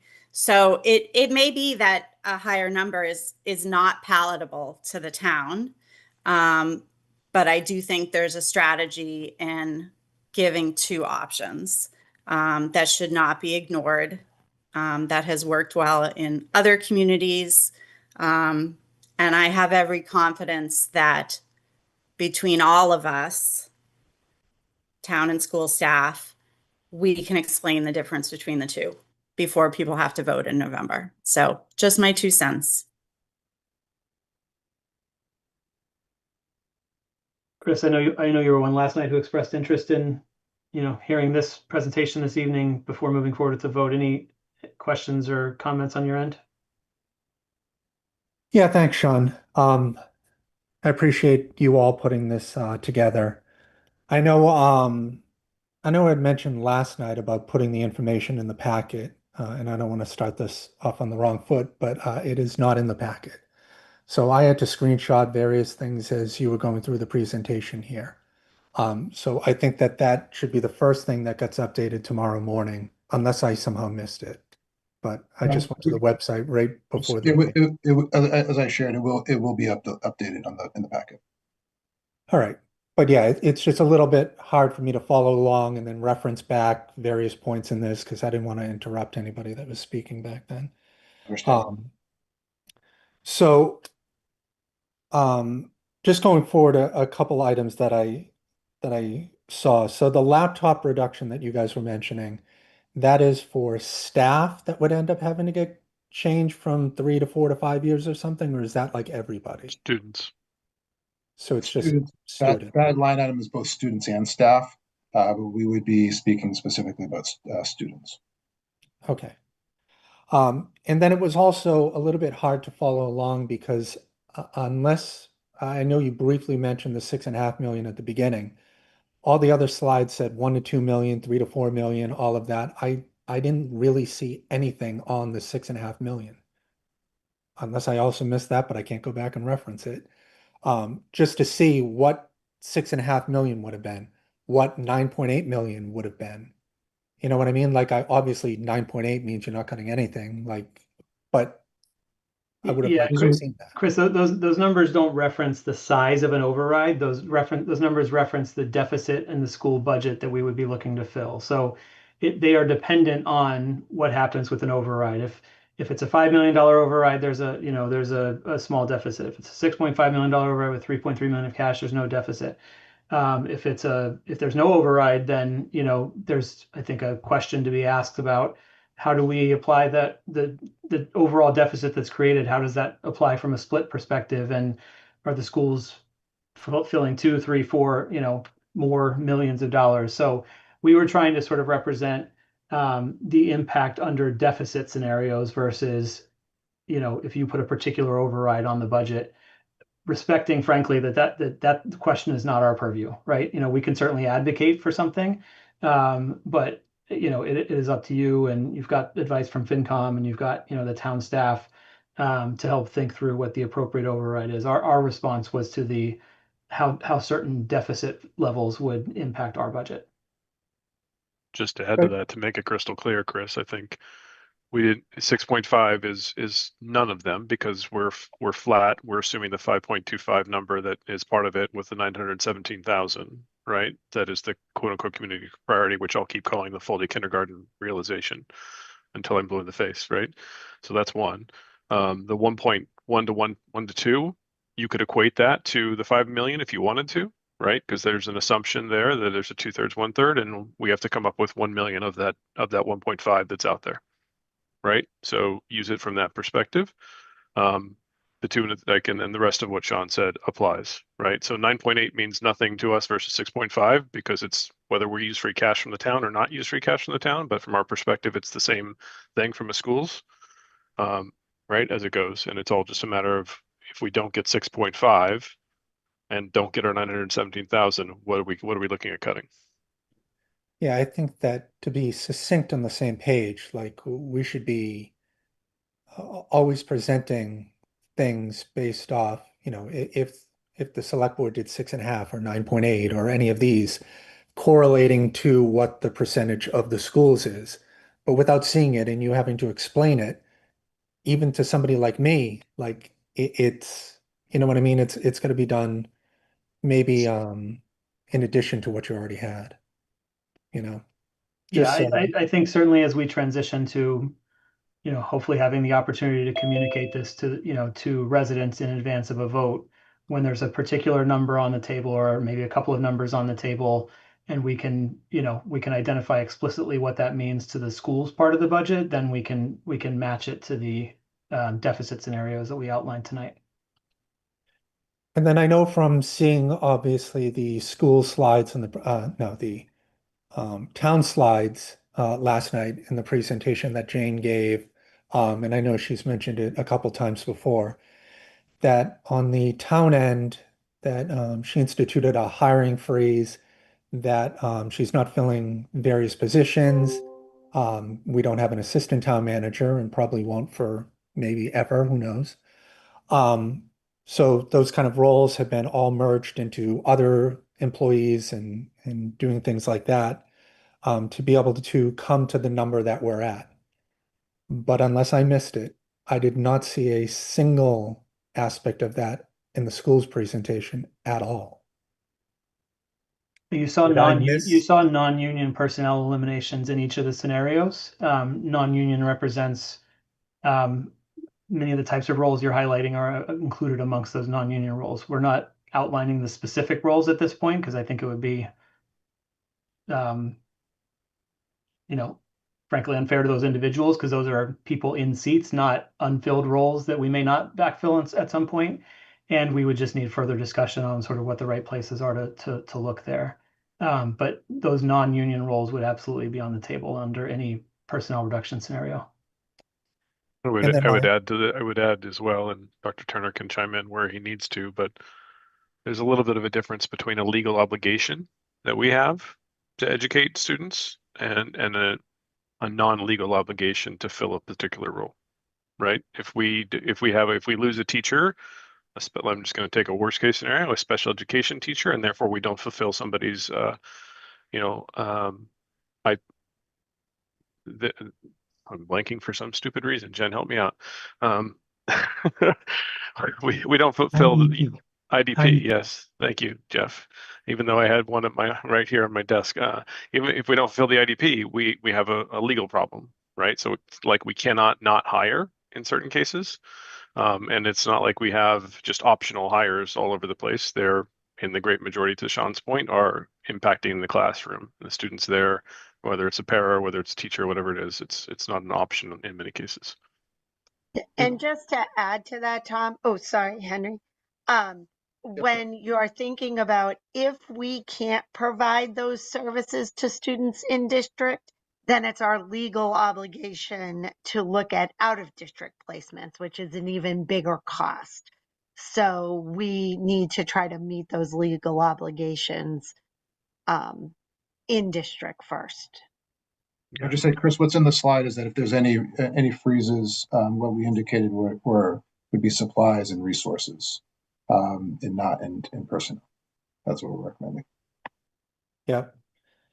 And then just my last comment or question, going through and hearing all the various, cuts or, increases to athletics and all these various scenarios. And I say this knowing that you guys have spent the last couple years resolving the full day kindergarten scenario and looping it to the budget. And Tom, just referenced it now. I need to know why, and Tom mentioned 1.2 million. I need to know why we are not cutting full day kindergarten for the 1.2 million. Just like, or at least bare minimum to work with me here on a, not negotiating because I am speaking on behalf of myself, but at least bridge the gap of just instituting, 50% again or something like that. Like, is there, other than you work 3, 4, 5 years on this, like, what is the reason? Because you're running the risk of jeopardizing actual teachers being cut when this is simply full day kindergarten.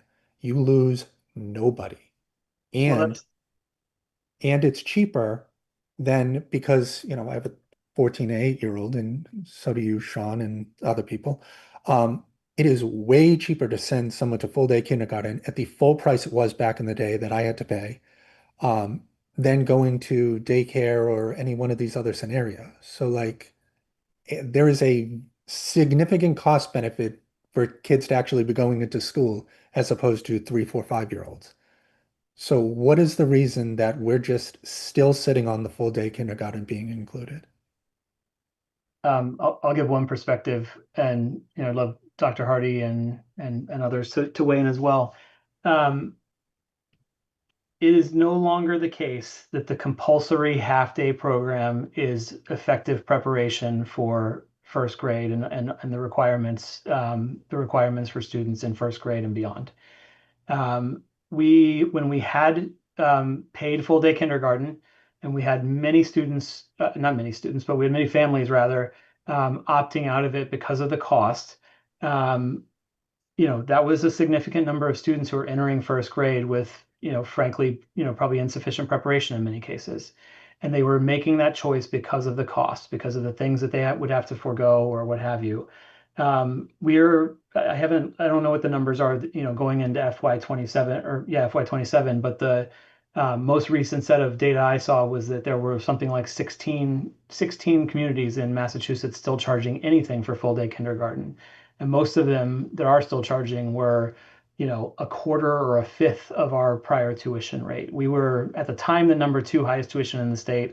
I'm certain that our prior tuition would currently be the number 1 because I think Groton Dunstable was ahead of us, and they may have eliminated full tuition altogether as well. And so, we think it's the right thing to do and necessary for preparing students for first grade.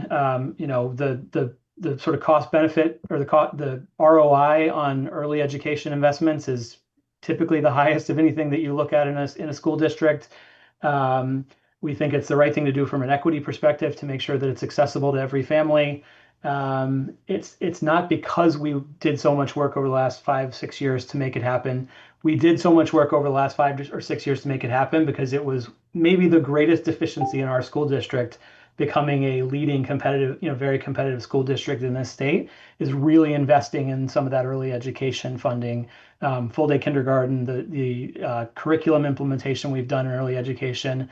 Those were probably some of our greatest deficiencies in building towards the, outstanding, exceptional long-term district that we want to be.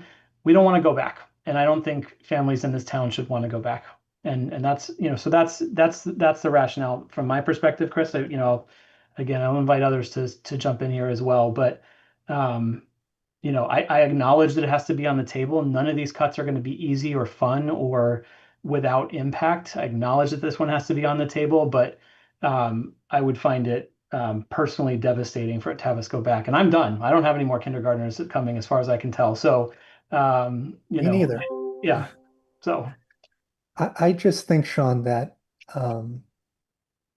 people are literally paying to come to Reading Public Schools. And we are expending out all of these additional hires and everything else that we're doing to be able to make us one of the premier places to be, obviously in the state. And to that end, we're kind of handcuffing ourselves on just this figure. And I understand that, it's not good to be one of only 15 communities in the entire state to be for something.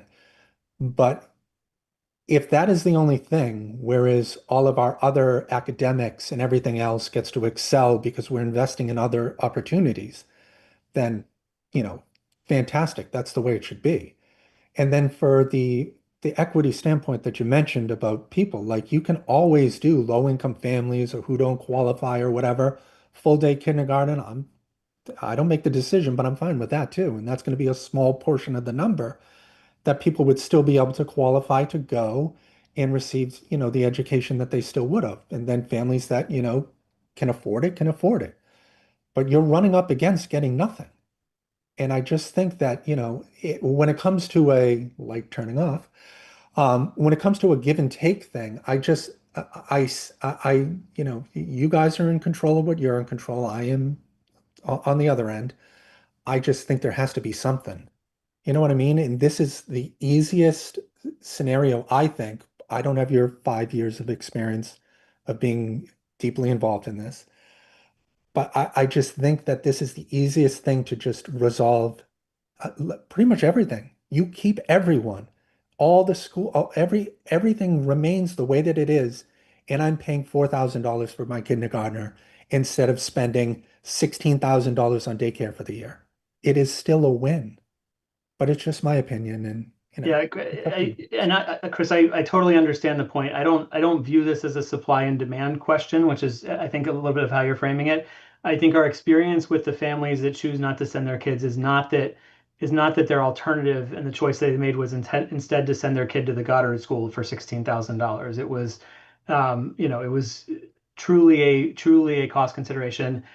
We did have and would always have, consideration for families who qualify for free and reduced price lunch and, that sort of thing. So certainly the folks who are, really sort of, at the bottom from a socioeconomic perspective, there were supports there. But even still, we saw a meaningful number of families opting not to send their kid because of the cost. It's, however you structure it, there's going to be that middle there. I don't know. Aaron, Tom, please jump in. Go ahead, Aaron, you're up first. I don't have the most articulate thought right now, but I think ultimately what every decision is going to boil down to is what kind of community do we want to be? And from the school's perspective, it's what kind of school system do we want to be and who are we serving? And it's a disservice to the young children of our community to not provide full day kindergarten, to not provide that educational foundation that will then allow them to succeed in first grade and second grade going forward.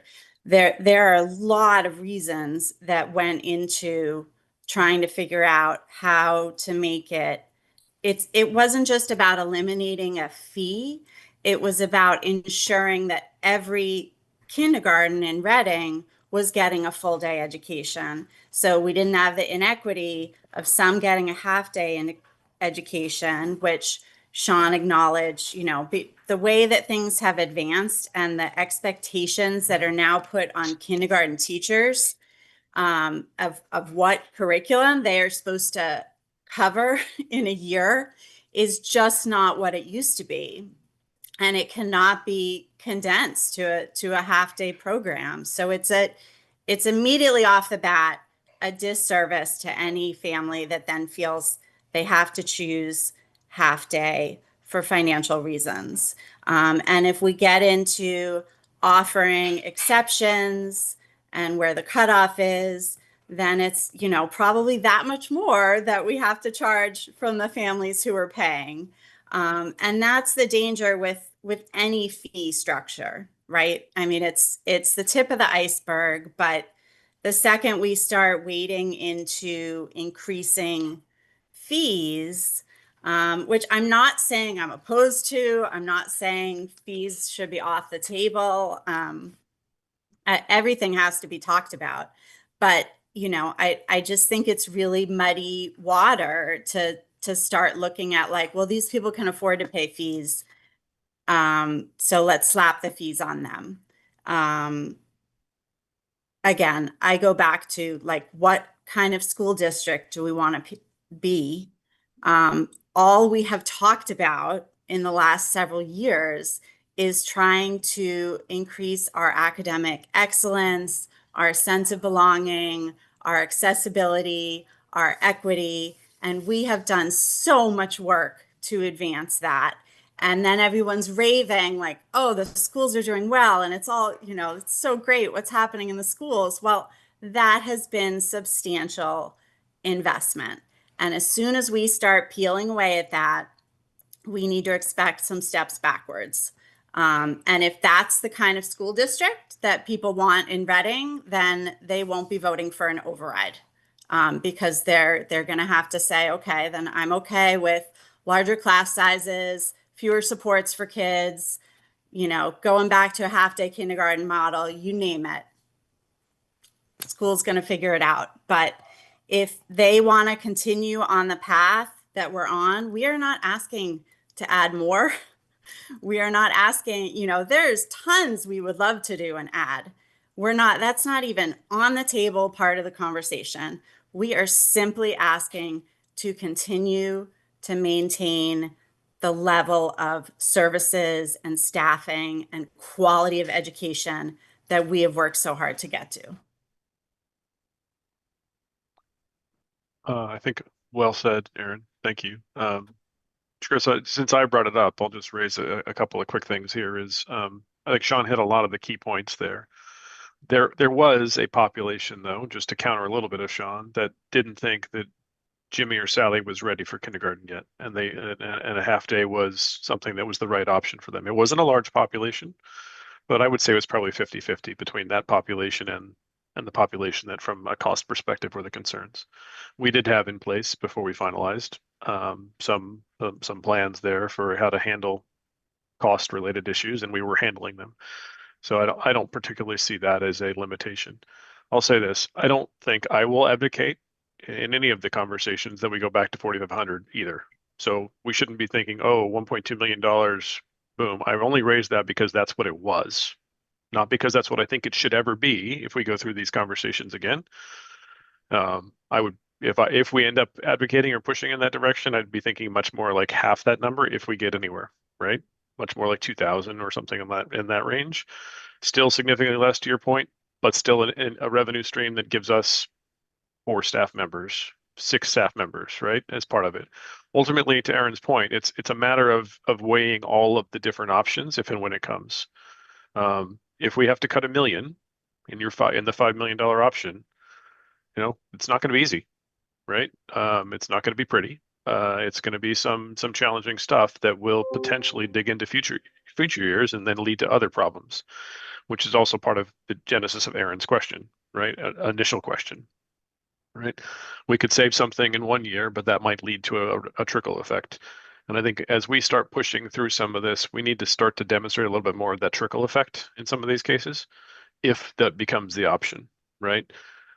So even from a school committee perspective, Dr. Turner and Phil, as we look at this, right, we're going to have to start thinking, if we do this, this is the impact of the next year and the next year and the next year, right, in certain cases. So we understand the ramifications of those as we make decisions. So while I think it has to be on the table, and I'm somewhat the one who's kind of forced it on the table, I'm not going to be one who advocates the full cost, Chris, if we end up going in that path. I think it's going to be part of a balance of other things, right? So I personally still want you guys to get the 6.5 at a minimum. You probably heard me at the FinCom conversation as well, where I think the two numbers are staring you right in the face. You know, and if you don't think the town is going to vote for 9.8, then what harm does it do to put 9.8 on the ballot, right? 6.5 and 9.8. That's what I told FinCom at the time. They went with 7 and 9.8. So be it. You know, I think that gets all of us to a point where we can sustain until the pension cliff, and then it potentially gets us a little further as well. And I think what Aaron's point and Sean's point as well, you know, you've experienced it yourself too, Chris, in terms of the turnaround of this district as we've gone through this. We do not want to fall back. We put a lot of focus into this district and the growth of this district. A lot of, you know, really strong investments into this district. Some of that led to massive savings for this district that allowed us to keep going as long as we did as well. So I think I'm proud of the work that we as a group have done over the last 6+ years, 7 years, as the case may be in some of us. You know, and I don't want us to lose it just because we're fighting over 5.5 million versus 6.5 million, right? So who knows what happens, right? I said to you guys last night as well, think strategically. So I do think strategically is two options on the table. You guys have to decide what your two options are. That is your purview, not ours. And I think Sean's been really thoughtful in how he's asked for this to be presented in a way that we're looking at certain things. I understand your request of saying, what if it's 6.5 or what if it's 9.8 or what if it's something else? But it's not, even while I just did advocate, it's not our job to tell you what to do, but just to kind of inform what the impact might be if we have to cut certain numbers. So I'll pause there. To close the loop on one point, I just found the data. The most recent school year was 14 districts remaining in the state charging for full day kindergarten, down from about 29 or 30 when we first started looking at it several years ago. Just real quick, if I could, I just think that, you know, I'm in the unique position. Like I said, I still have kids in the school. Both of them are going to be more affected by this than, you know, the normal everyday person here in Reading. But I say that with caution because I know that there is a subset of the population that is not going to go for this no matter what number we put forward. But I don't want to say it's a token of good measure or something has to get shown because you just keep talking about if it's 5 or 6.5 or 9.8, the zero is on the table.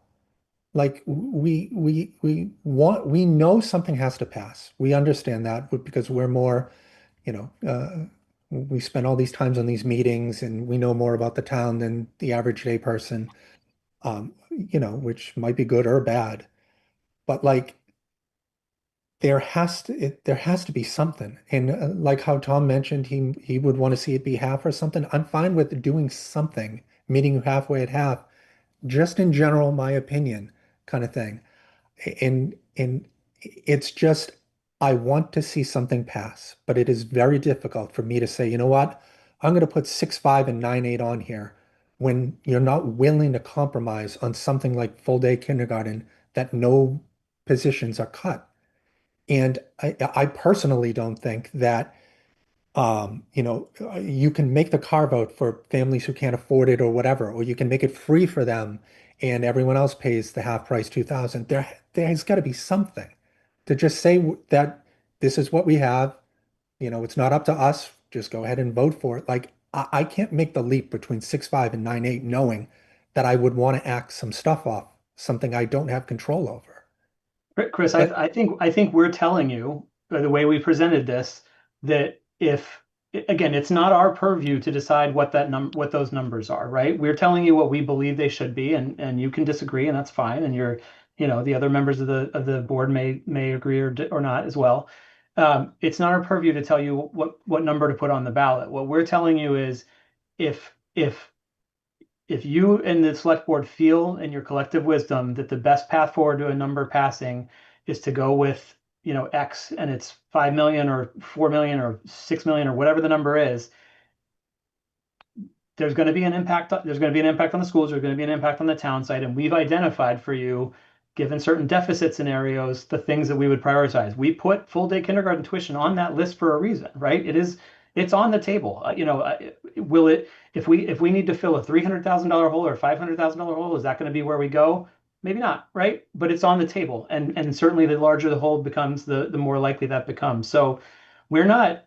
I'm not sitting here telling you we're not willing to do it, or we're not willing to, but again, we approached it from the perspective of what things would we be, sort of forced to examine or forced to look at under certain deficit scenarios. I don't, we're not in a position to proactively, cut a bunch of things out of the budget, proactively cut a bunch of things out of the budget. We're going to cut things out of the budget in response to a deficit, right? And we told you what those things are, and full day kindergarten tuition might be one of those things. That's not a cutting out of the budget. That's an offset on the revenue side, obviously. But so I don't, I think if you just look at it from the other direction, like we're doing exactly what you're asking, which is saying there are things we're willing to do that offset the need to eliminate headcount, um, including potentially, reinstating tuition for full day kindergarten.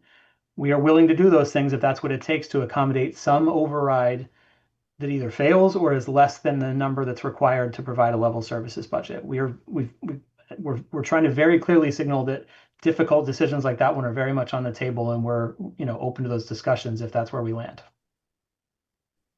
I'll just add to that real quick before you jump back in, right? I mean, I want to be fair to the team here as part of this. We have not had discussion after discussion, been able to prioritize this in a detailed level and say, if it's 500,000, it's these two things or these three things. If it's 1 million, it's these two things or these three things that are on top of the 500,000. We haven't had the time to do that with the management change, with a few other things going on with the team. This is a very detailed look at it, Chris, right? In terms of what the potential impacts are, but the greater group, we talk about budget generally in a tough year. We haven't had tough years recently, but in a tough year, it's 4 or 5 long, exhausting 4 or 5 6-hour nights going through the budget, right? And that would be the ramification of something that we'd be doing, is those conversations would be long and detailed, debating pros, cons, etc. We have not had the chance nor the time to do that as a greater group, right? Statutorily, it is our job as a school committee to make those hard budget decisions. It is administration's job to advise us on options in that decision. Administration is advising us on options right now. We as a school committee have not had a chance to sit down and say, yep, it's these two things, that one thing, these three things, and all 6 of us, or at least 4 of us, agree to that, right? So it's just timing related issue in terms of what you're specifically asking for, and that's why I also think the way Sean has guided the team and the way the team has executed is right for where we are in the time frame. Yeah, no, thank you. I appreciate your time with, engaging with just my questions, because it's probably only going to get easier from here on out, I guess. But I appreciate it. Any other comments or questions, committee, staff, select board?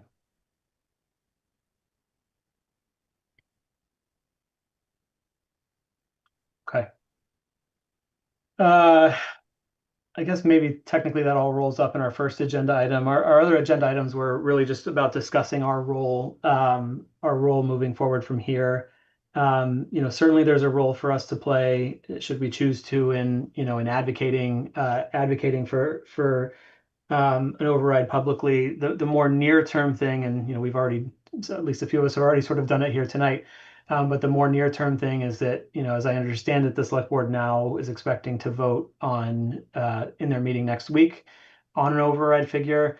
I know not everyone was able to attend last night, but you hopefully you had a chance to read my memo and some of the materials in the packet. But going into last night's select board meeting, the finance committee had proposed or recommended a 2-tiered override approach. So 2 questions, one at 7 million and one at 9.8 million.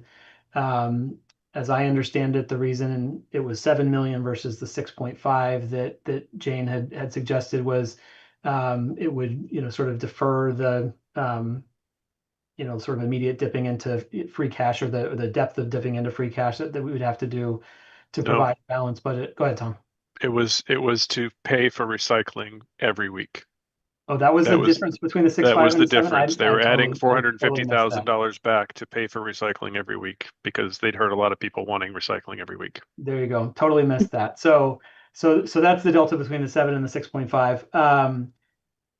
The finance committee's recommendation again was a two-tiered question.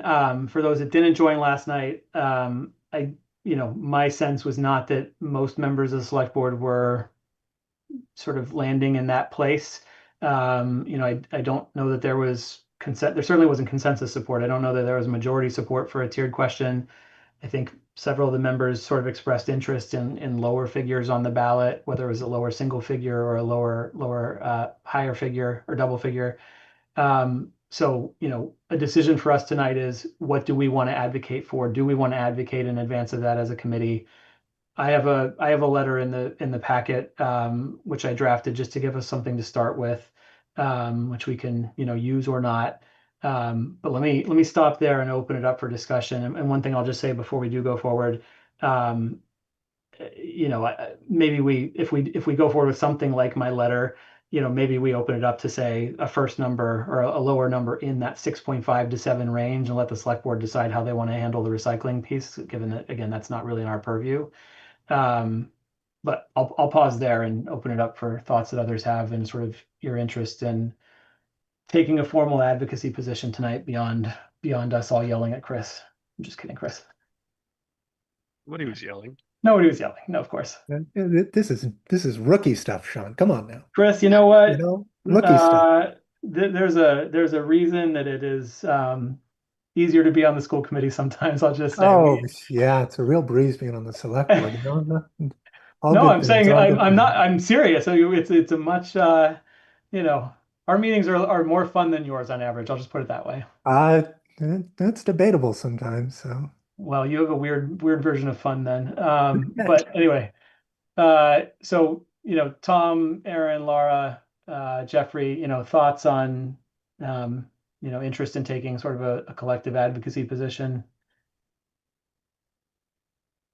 I'll speak up and say I definitely think that we should. I think that there's been a lot of really good points brought up tonight regarding the progress that the schools have made and the potential for regression if an override should fail. And so I think that it is the responsible and right thing to do for the school board to advocate for a ballot measure that would, as Aaron was saying, at minimum, let us keep what we, and I say we, not being relatively new to this body, but what the school committee has been able to achieve in the last number of years. I think that it really is the right thing for us to do to strongly push for the opportunity for people to show us that they want that continued investment in the schools as well as the town.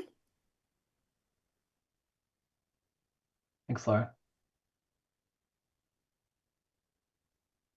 Others? Well, I have things to say, but I'd like to hear from others. I've talked enough tonight so far. Jeffrey, I'll cold call you. What are your thoughts here?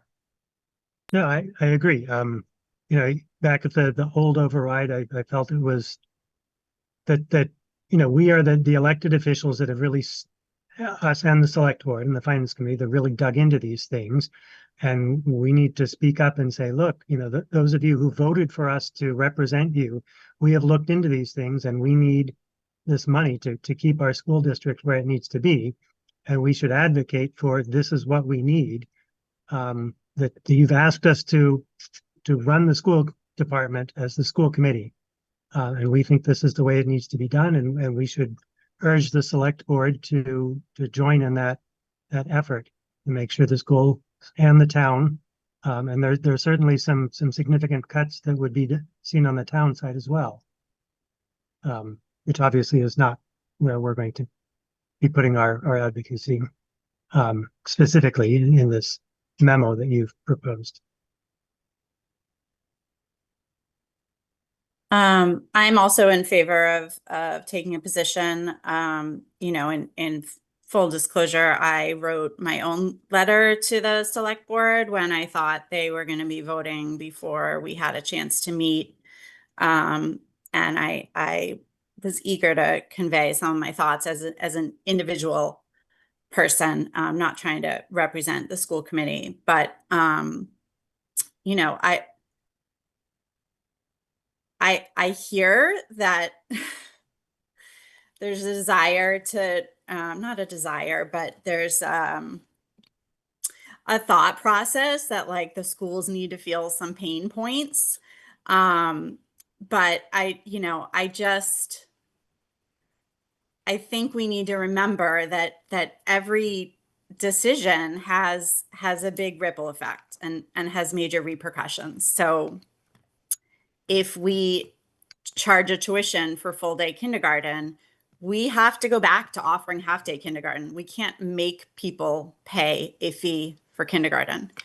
And then we run into the stickiness of, do we have enough to make a full classroom of half day kindergarten? Do we need to hire a half day teacher, or are we cutting a teacher to half-time who really wants to be a full-time teacher?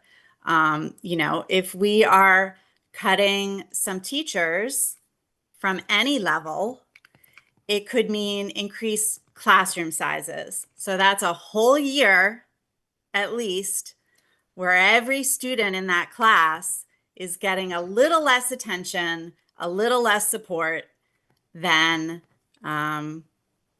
their counterparts in previous years. And, we might not see the effect of that immediately, but we will see the effect eventually. If we're cutting supports, then it's less supports. If we're cutting options, if we get back into peeling back some of the progress we've made at the high school, then, we're going to see a change in the competitive schools that our kids are getting into. We're going to see a change in how many are going to private school. Like with this, every action has a reaction. So I understand that people want to think that there are easy places to peel back money, but we don't have quote unquote fat in the budget. It's all very carefully allocated.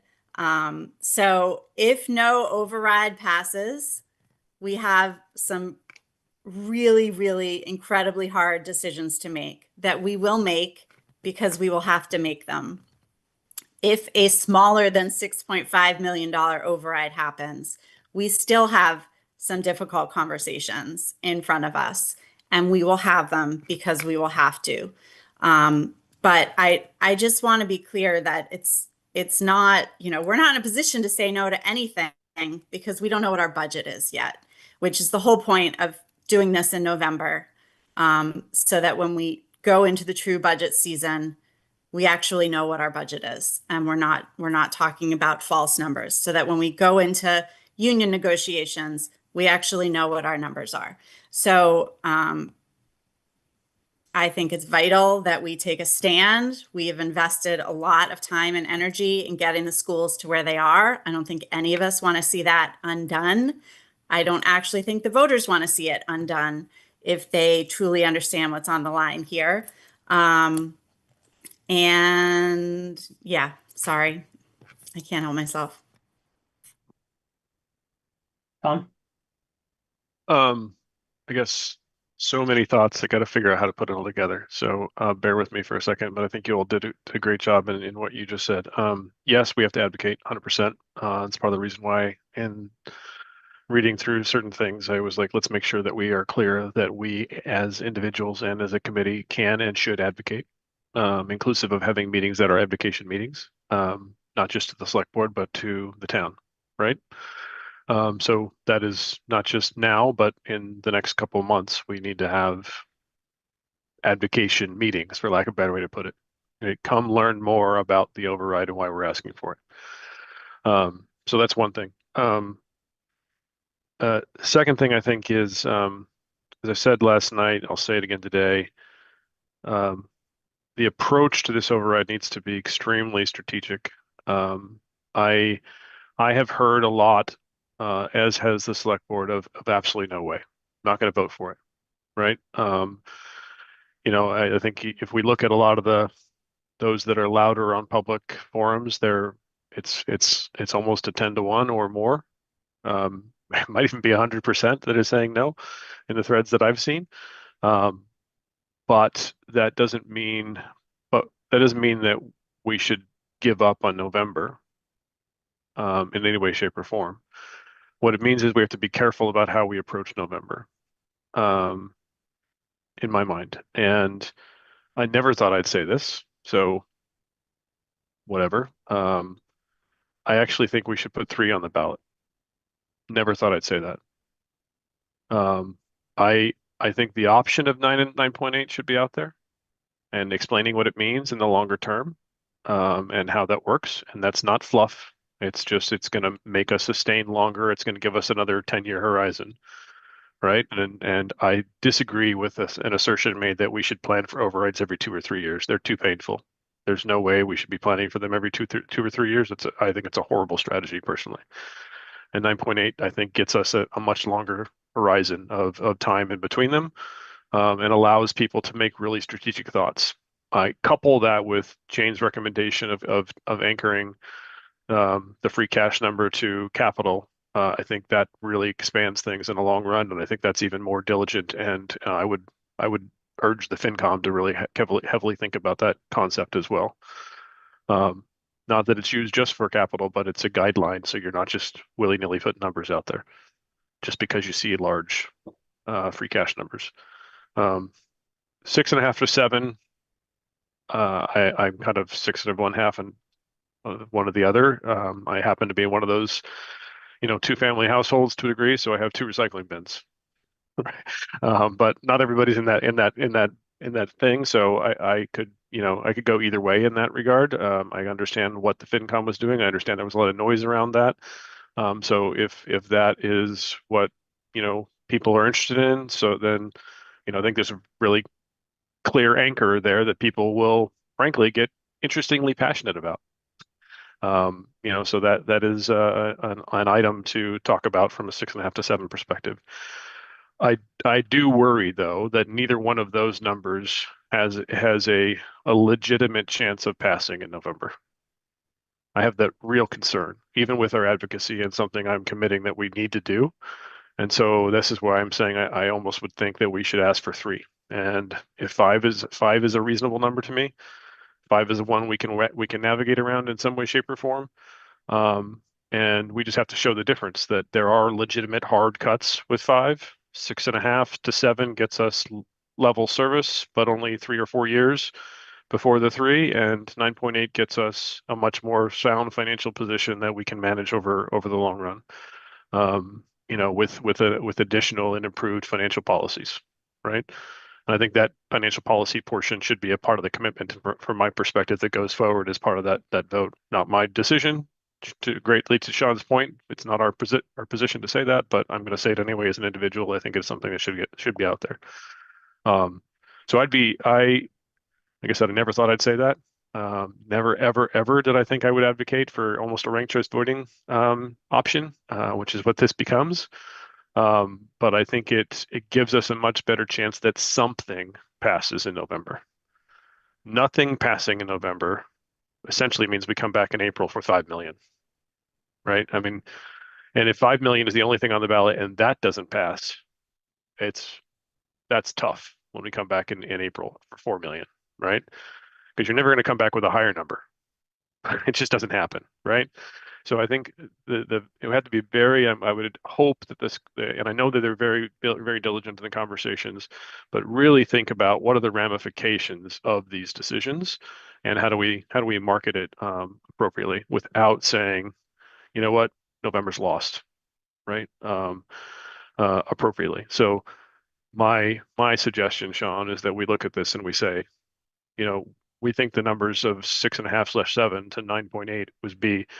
We follow FinCom, but we acknowledge that we're seeing a lot of negative out there as well. There's a lot of no's, and we think an outright failure in November is a catastrophe and not one that we should go down. So Ergo, therefore, thus hence, provide a 3-tier option, 5, 6.5/7, 9.8, with appropriate information around that truly and completely informs the public, and then we go through a massive marketing and advocacy process between now and then. That's my 25 cents, since you didn't give me 2 cents.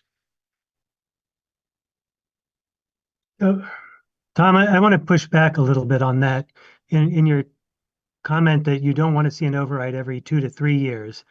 Suppose we put 5 million on the ballot, and we got a lot of people say, oh, okay, the town needs some money, and we'll give them the absolute minimum that they said is acceptable, and they said 5 million is acceptable, and we start cutting some stuff. And now we say, gee, this is really pushing us back a little bit here, pushing us back a little bit there, but we don't want to do another override shortly thereafter, right? That we're kind of stuck with this $5 million that's really a cut to what we believe is the right number for keeping the district moving forward or not backsliding. So I don't know, if we get to that 5 million and we show people, look, we really did need it. Look at healthcare, look at that. And they're like, yeah, okay, you know what, you did need that. And I probably should have given you a little more, but when can we ever get that to fill the gap of the 5 to 6.5 that we didn't do when we asked for it?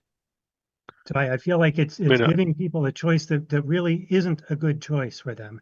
And by putting it on the ballot, we're saying we could do something with this, which, yes, we could do something with it, but I don't think it's the right move for the town.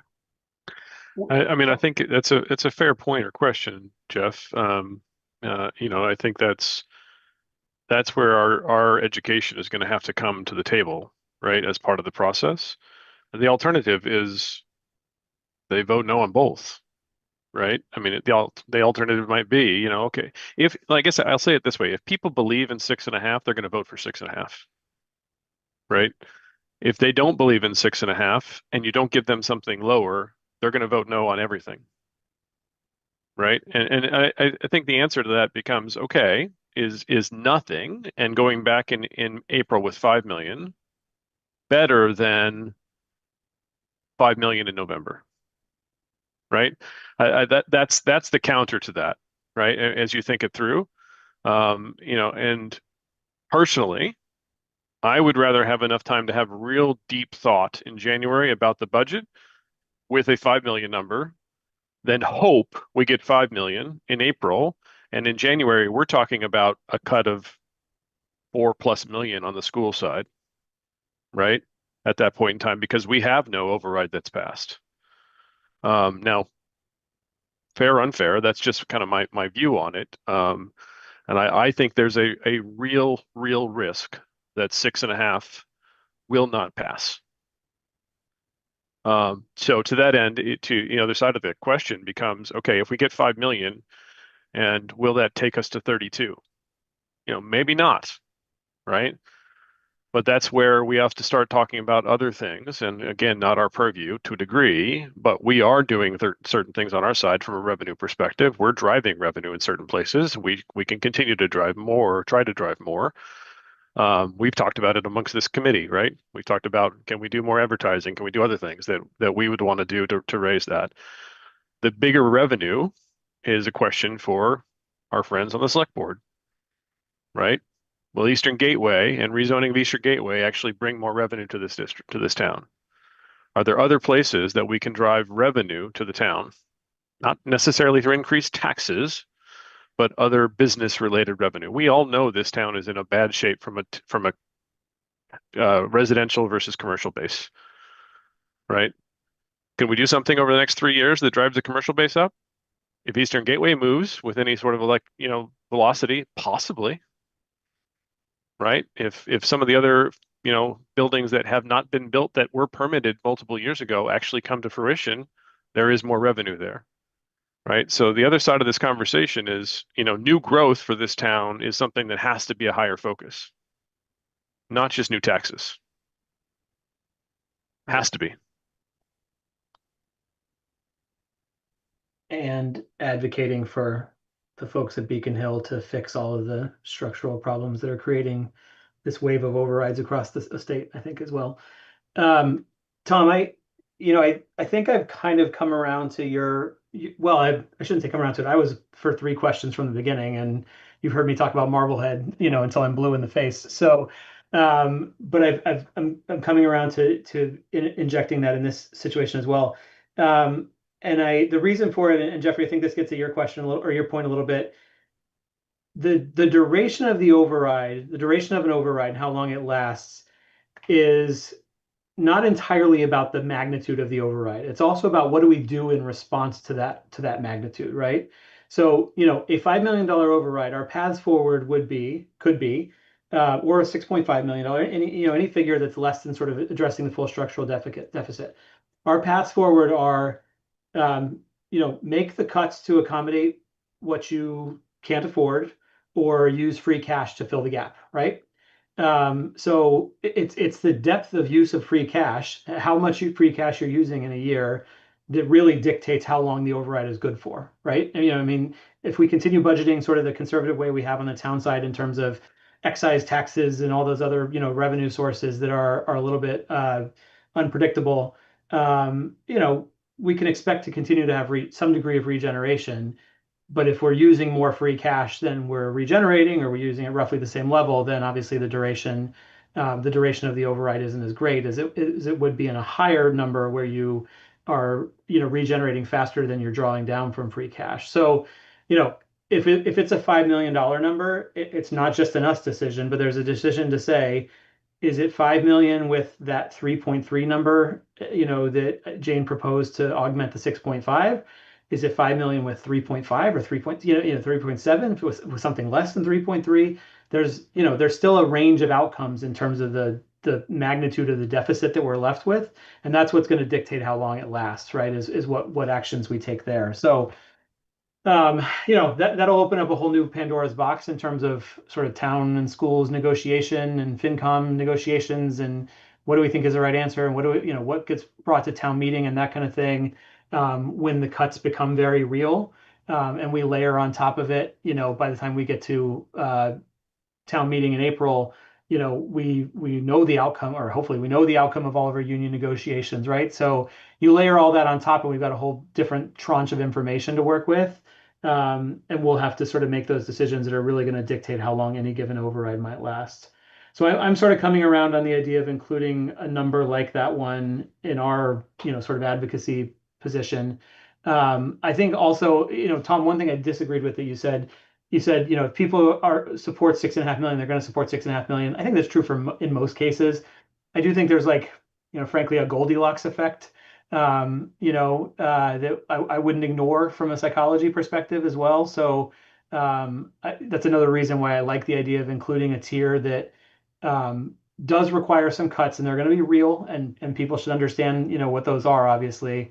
But it's an option. It's an option that may be more palatable for some, and to your point, it gives us a fighting chance should those larger numbers not pass. Go ahead, Aaron. I didn't mean to hit the applause reaction. So I was like, I thought it was a really good point too. Thank you. Appreciate it. I appreciate what you were saying. You didn't but I have to was tell like, me that. "Oh, You could have oh, just no, let me that's not what I meant to have do." my moment, Aaron. Come on. So I apologize. I hear what you're both saying. And ultimately what I'm advocating for is choice. I think it needs to be informed choice, but choice. But Tom, I go back to a couple of things you said. You said if people believe in 6.5, then they will vote for 6.5. Like, I see that onus is being on all of us. Everybody on this call, everybody on the select board, everyone who is not able to join us tonight, but is in a position to fully understand the budget and the implications. Like, we have a lot of work to do to help educate people. And I also, thanks, Sean. It's a really good point. But I also understand nobody wants more taxes, and many people will be deeply impacted by this. I do understand that. But part of the reason I think people deserve to have a choice is so that they can understand, like, are we a town that is comfortable making some cuts, to have a minimum impact last the least amount of time? You know, are we a town that doesn't want to see cuts, but understands this might only get us a few years? You know, there's different approaches to it, right? There's different philosophies. And I think there is a huge portion of voters that are not clued in yet and have Oh, yeah. not have whose voices have not been represented yet. So I know some of what you've been reading or seeing or hearing, because I've seen some of it too, but I actually think it's not a huge portion of the voting population. And there's also been so little information out there, right? Like, we shared information tonight that has not been shared yet, and there's more to come. It will get more fleshed out. We will have lots more opportunities for people to engage and weigh in and learn. So I I don't, you know, I don't want to see a decision made out of fear, because people are afraid of higher taxes and what that means. I think ultimately the people we have asked to identify what is needed have done that. And we have those numbers before us, and select board has those numbers before them. We don't get to vote on a number, but we can certainly advocate and hope that enough of the select board values our opinion. But I don't, I don't know where the 5 million came from. It feels like a number out of thin air. Like, we don't quite have the data on it. We don't quite have anything to back it up, because everything has been about these other numbers. But ultimately, I will sign something that gives voters choice and advocacy in what they want to see for our community. Go ahead, Tom. I like the feedback, and I like the conversation, right? I think we're a very collaborative board, and I appreciate that. I just want to say that as well. I think one other thing from a strategy perspective that needs to be considered is this is a midterm election. November turnout is going to be very large, right? This is not a 20% election. This is normally a 65 to 80% election. With where we are from a national/global politics perspective, it could be very interesting to see who actually shows up at the polls. So that's another reason why our advocacy and our education is going to be that much more important between now and then. One of the backdrops of that is a waste, fraud, and abuse backdrop that's going on nationally that we're going to have to rebut as part of this conversation, right? There is no, from my perspective, and we're pretty detailed about the financials here, waste, fraud, or abuse going on here, but that's a backdrop, right? That we're going to have to be conscious about as we talk through, some of the stuff that's going on. So as we think about that, we just have to, like, who's coming to the polls? It's going to be a lot more people. While yes, we are generally, actually significantly percentage-wise, more Democratic than Republican, there is a large swath that's bigger than either side that is unenrolled, right?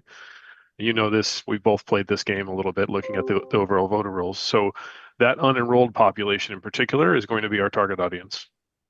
Not trying to summarize for any person or put anybody in a box necessarily, but that target audience is the audience we're going to be looking at as we go through a lot of these conversations and strategically address this, but in the context of a national election where over the last couple of years, very, very heavy focus on waste, fraud, and abuse across the country, including in Massachusetts, right? That has been going on with government programs. So we have to think about that as we talk about this. And another reason why, from my perspective, we will see a challenge with a larger number. And another reason why, from my perspective, we have to provide an option for a lower. Now, to your point, 5 million, where did it come from? Then blue sky, right? Nice round number, bigger than the 4.15 number from, before, right? That passed. And, it shows some degree of financial restraint, for lack of a better way to say it, right? Whether we like it or not, it shows, I think what Sean was saying is that, there's giving you an option of, are we willing to do a little bit less so somebody has to take some cuts and we want to see the government cut back a little bit, or, you are where you are and, this is to sustain this longer. So I don't think there's any perfect science to it. There may not even be perfect science to 6.5 and 9.8 necessarily. There's a lot of great work that Sharon and Jane and Phil and others have done. But options and providing strategic thought about it, I think is really important as we go forward with this. So thank you.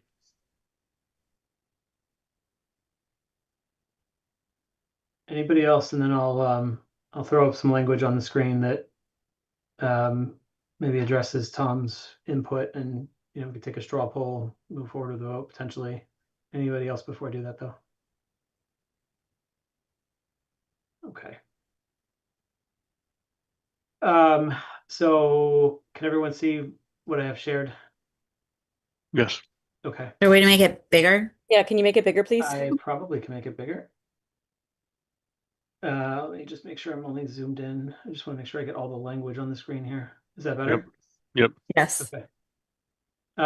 So this is largely the same as the memo or the proposed letter that was in the packet. The text in bold is what's added. So school committee voted to endorse finance committee's recommended position, tiered override. However, we acknowledge there are concerns about the ability of these tiers to pass when encourage the select board to also include a third question for 5.0 million. And then we make the same adjustment down here where we say we ask that you place 2 questions on the ballot as recommended by the finance committee in addition to a $5 million figure. Support the passage of those questions fully and without reservation, et cetera, et cetera. Should that 2 questions sentence just be rewritten and just say we ask you to put 3 questions on the ballot just to make it more clean? I'd rather not have the negative language in there. Like, we automatically think the higher ones are going to fail, so put a lower one in. That's fair. We asked you to place 3 questions on the ballot, including those recommended by the finance committee, in addition to a $5.5 million figure. And I think that's a good point, Aaron. We would encourage the select board to also include a third question for $5 million.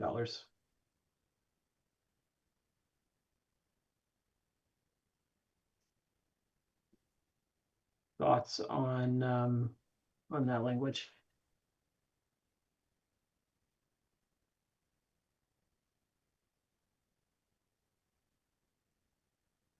Should we throw in the increased user fees in that line? Should we, since we've talked about it today rather aggressively? Full day kindergarten? Yeah, we can. My only hesitation, Tom, is I frame these as likely cuts. Yeah. Likely cuts, I or agree it's on the table, or means to close the financial gap instead of cuts necessarily, because I guess my point was you're gonna have to drag me along kicking and screaming on that one, so I don't know how likely it is. Among likely cuts or other impacts, we'd have to consider and influence some or most of the following. Reinstating tuition for full day kindergarten.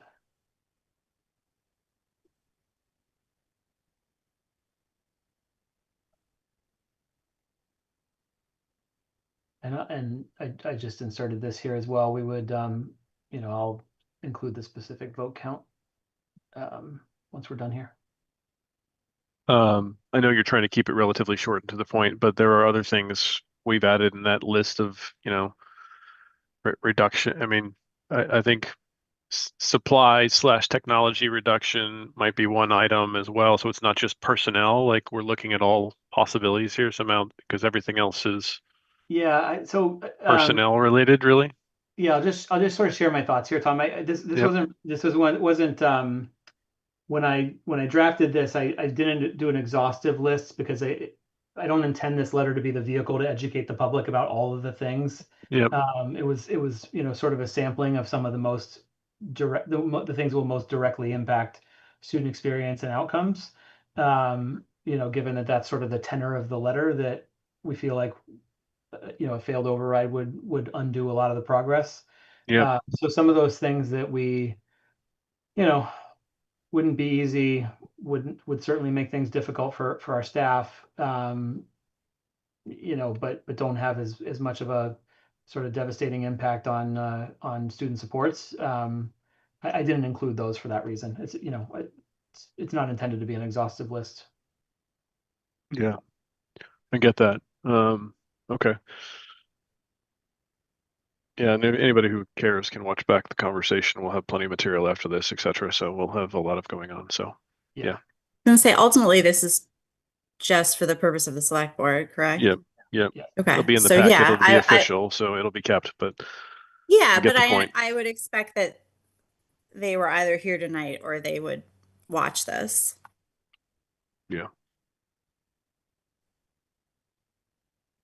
I mean, it's the whole reason they delayed their vote, right? Was for us to Yes. have this conversation. So Yes, and we're thankful that they did do so. Yes. but I'm also thankful. Yes, thank you, select board. And apologies for any misunderstanding on our part about the timing. We were under the impression it was the vote was going to be a couple weeks from now. So apologies on that. All right. Any other thoughts on this? And then otherwise I'll make a motion.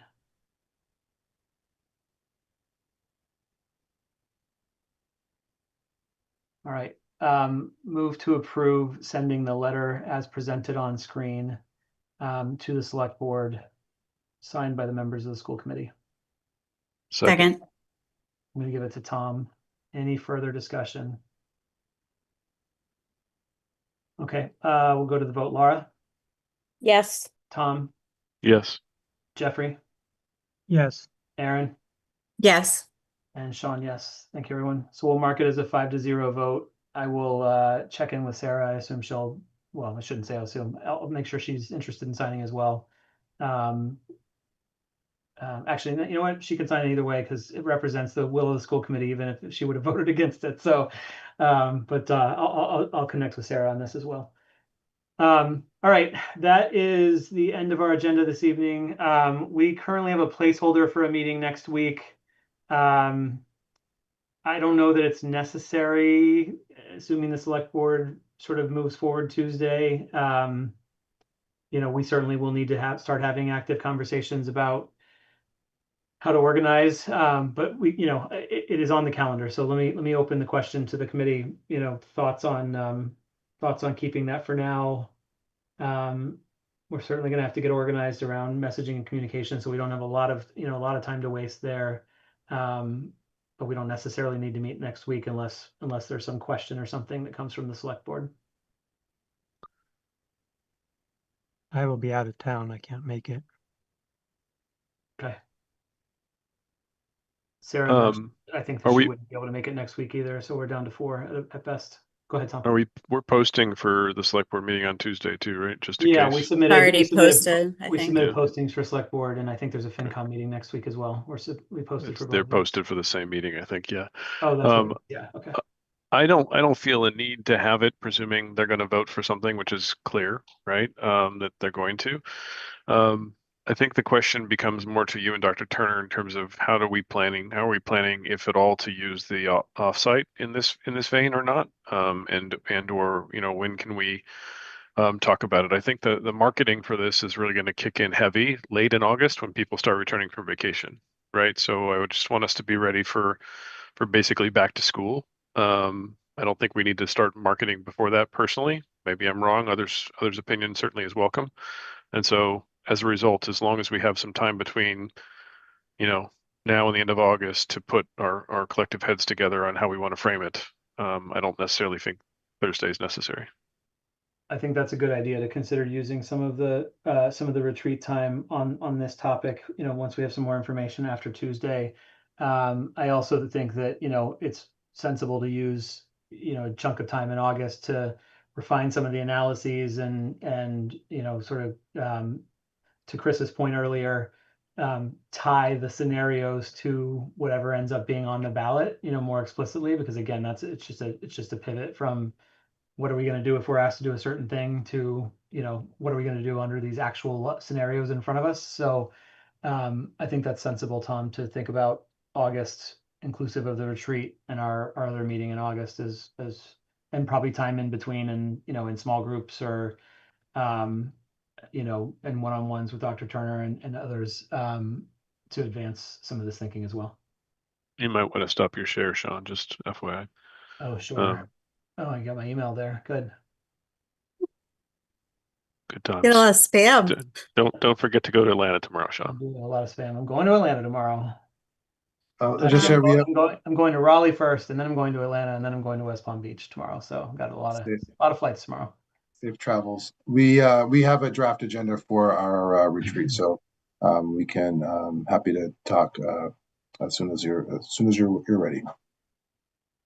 And then we're not meeting until the 27th. Is that correct? That is currently the case. Yeah, that feels a little far out, but Yeah, I think I don't think we need to meet next Thursday. I mean, I think we need to tune in Tuesday night, but I don't think we need to meet next The Thursday. retreat's in a couple of weeks, and then our next meeting would be a couple of weeks after that. So, we can look at whether it makes sense and there's availability for something in between. I know I'm personally out for a week in between, so I'm going to be on the West Coast for most of that, so it gets a little bit more challenging to even do it virtually. But I'll be in Paris for 9 days in August, so I will also be unavailable for a chunk of that time. Laura, I'm so sorry you have to deal with that, Laura. Right? That's Everybody, just terrible. do your tiny violins for me. all right. Yeah, Yeah. I mean, I think Tom's right. The summer's hard, and we're just gonna have to hit the ground running in the fall.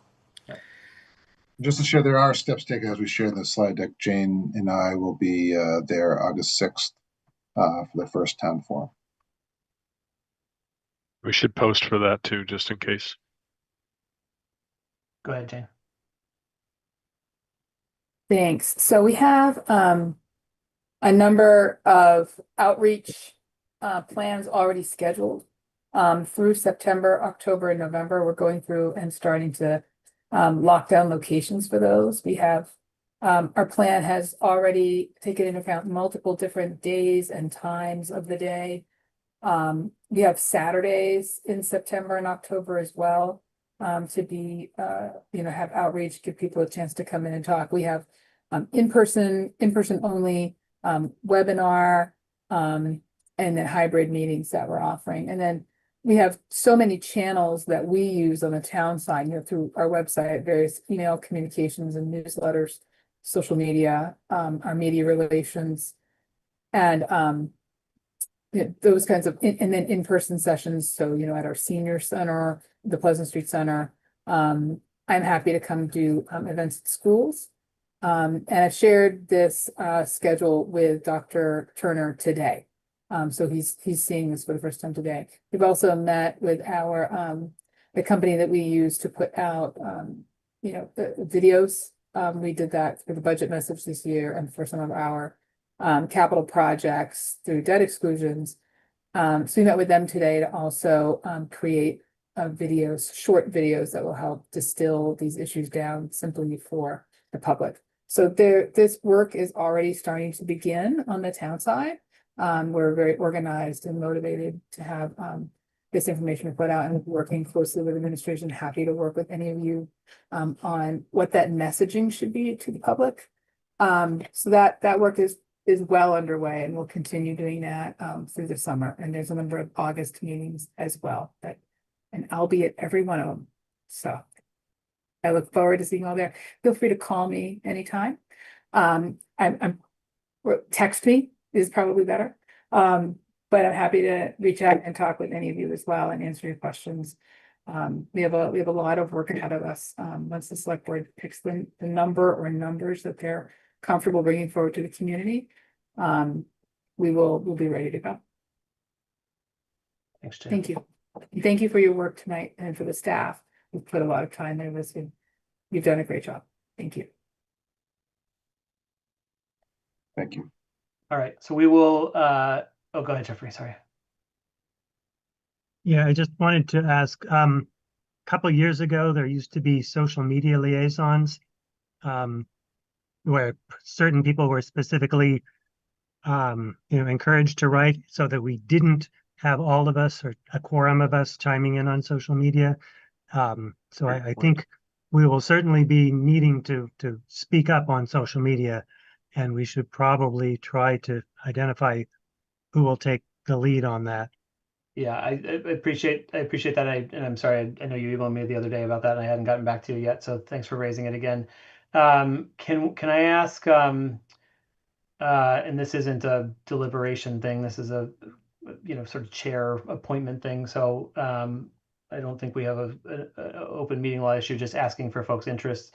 Is there anybody who wants to sort of opt out of being tasked on a revolving basis to be a social media liaison? If not, I'll create an assignment schedule. Okay. I'd appreciate it. Thanks, Jeffrey. I'll follow up on that. Yep. And maybe I'll take the first shift. Find somebody else to pair off with, but I'll take the first shift and cover us, through at least August. I guess I'm gonna have to start getting back on Facebook. It's been so nice not paying much attention to Facebook for a long time. All right. So we will plan to cancel the meeting for next week. We'll have some retreat content on this, probably specifically on sort of prioritization discussions, and on what analyses we might need to advance, in the coming weeks and months. With more information after the select board hopefully lands on something on Tuesday. And then, expect to see this sort of as a recurring topic on our agendas in the months to follow. Jane will take a look at what you all are sharing in terms of the outreach schedule and make sure we work backwards from there and plug it into our meeting schedule as well, so we're prepared where we need to be and stay coordinated along the way. All right, is there a final motion? Jane's hand is up. Did she mean to do that, or is it accidental from I before? think it's stuck from before, or she was just trying to clap for me. Motion to adjourn. Second. I'm gonna give that one to Jeffrey. Tom's motion, Jeffrey's second. We will do a roll call vote. Tom, Yes. Jeffrey, Yes. Aaron, Yes. Laura, Yes. and Sean, yes. Thanks everyone. Thanks for hanging in Thank on a late you. night. Night. Thank you. Good night.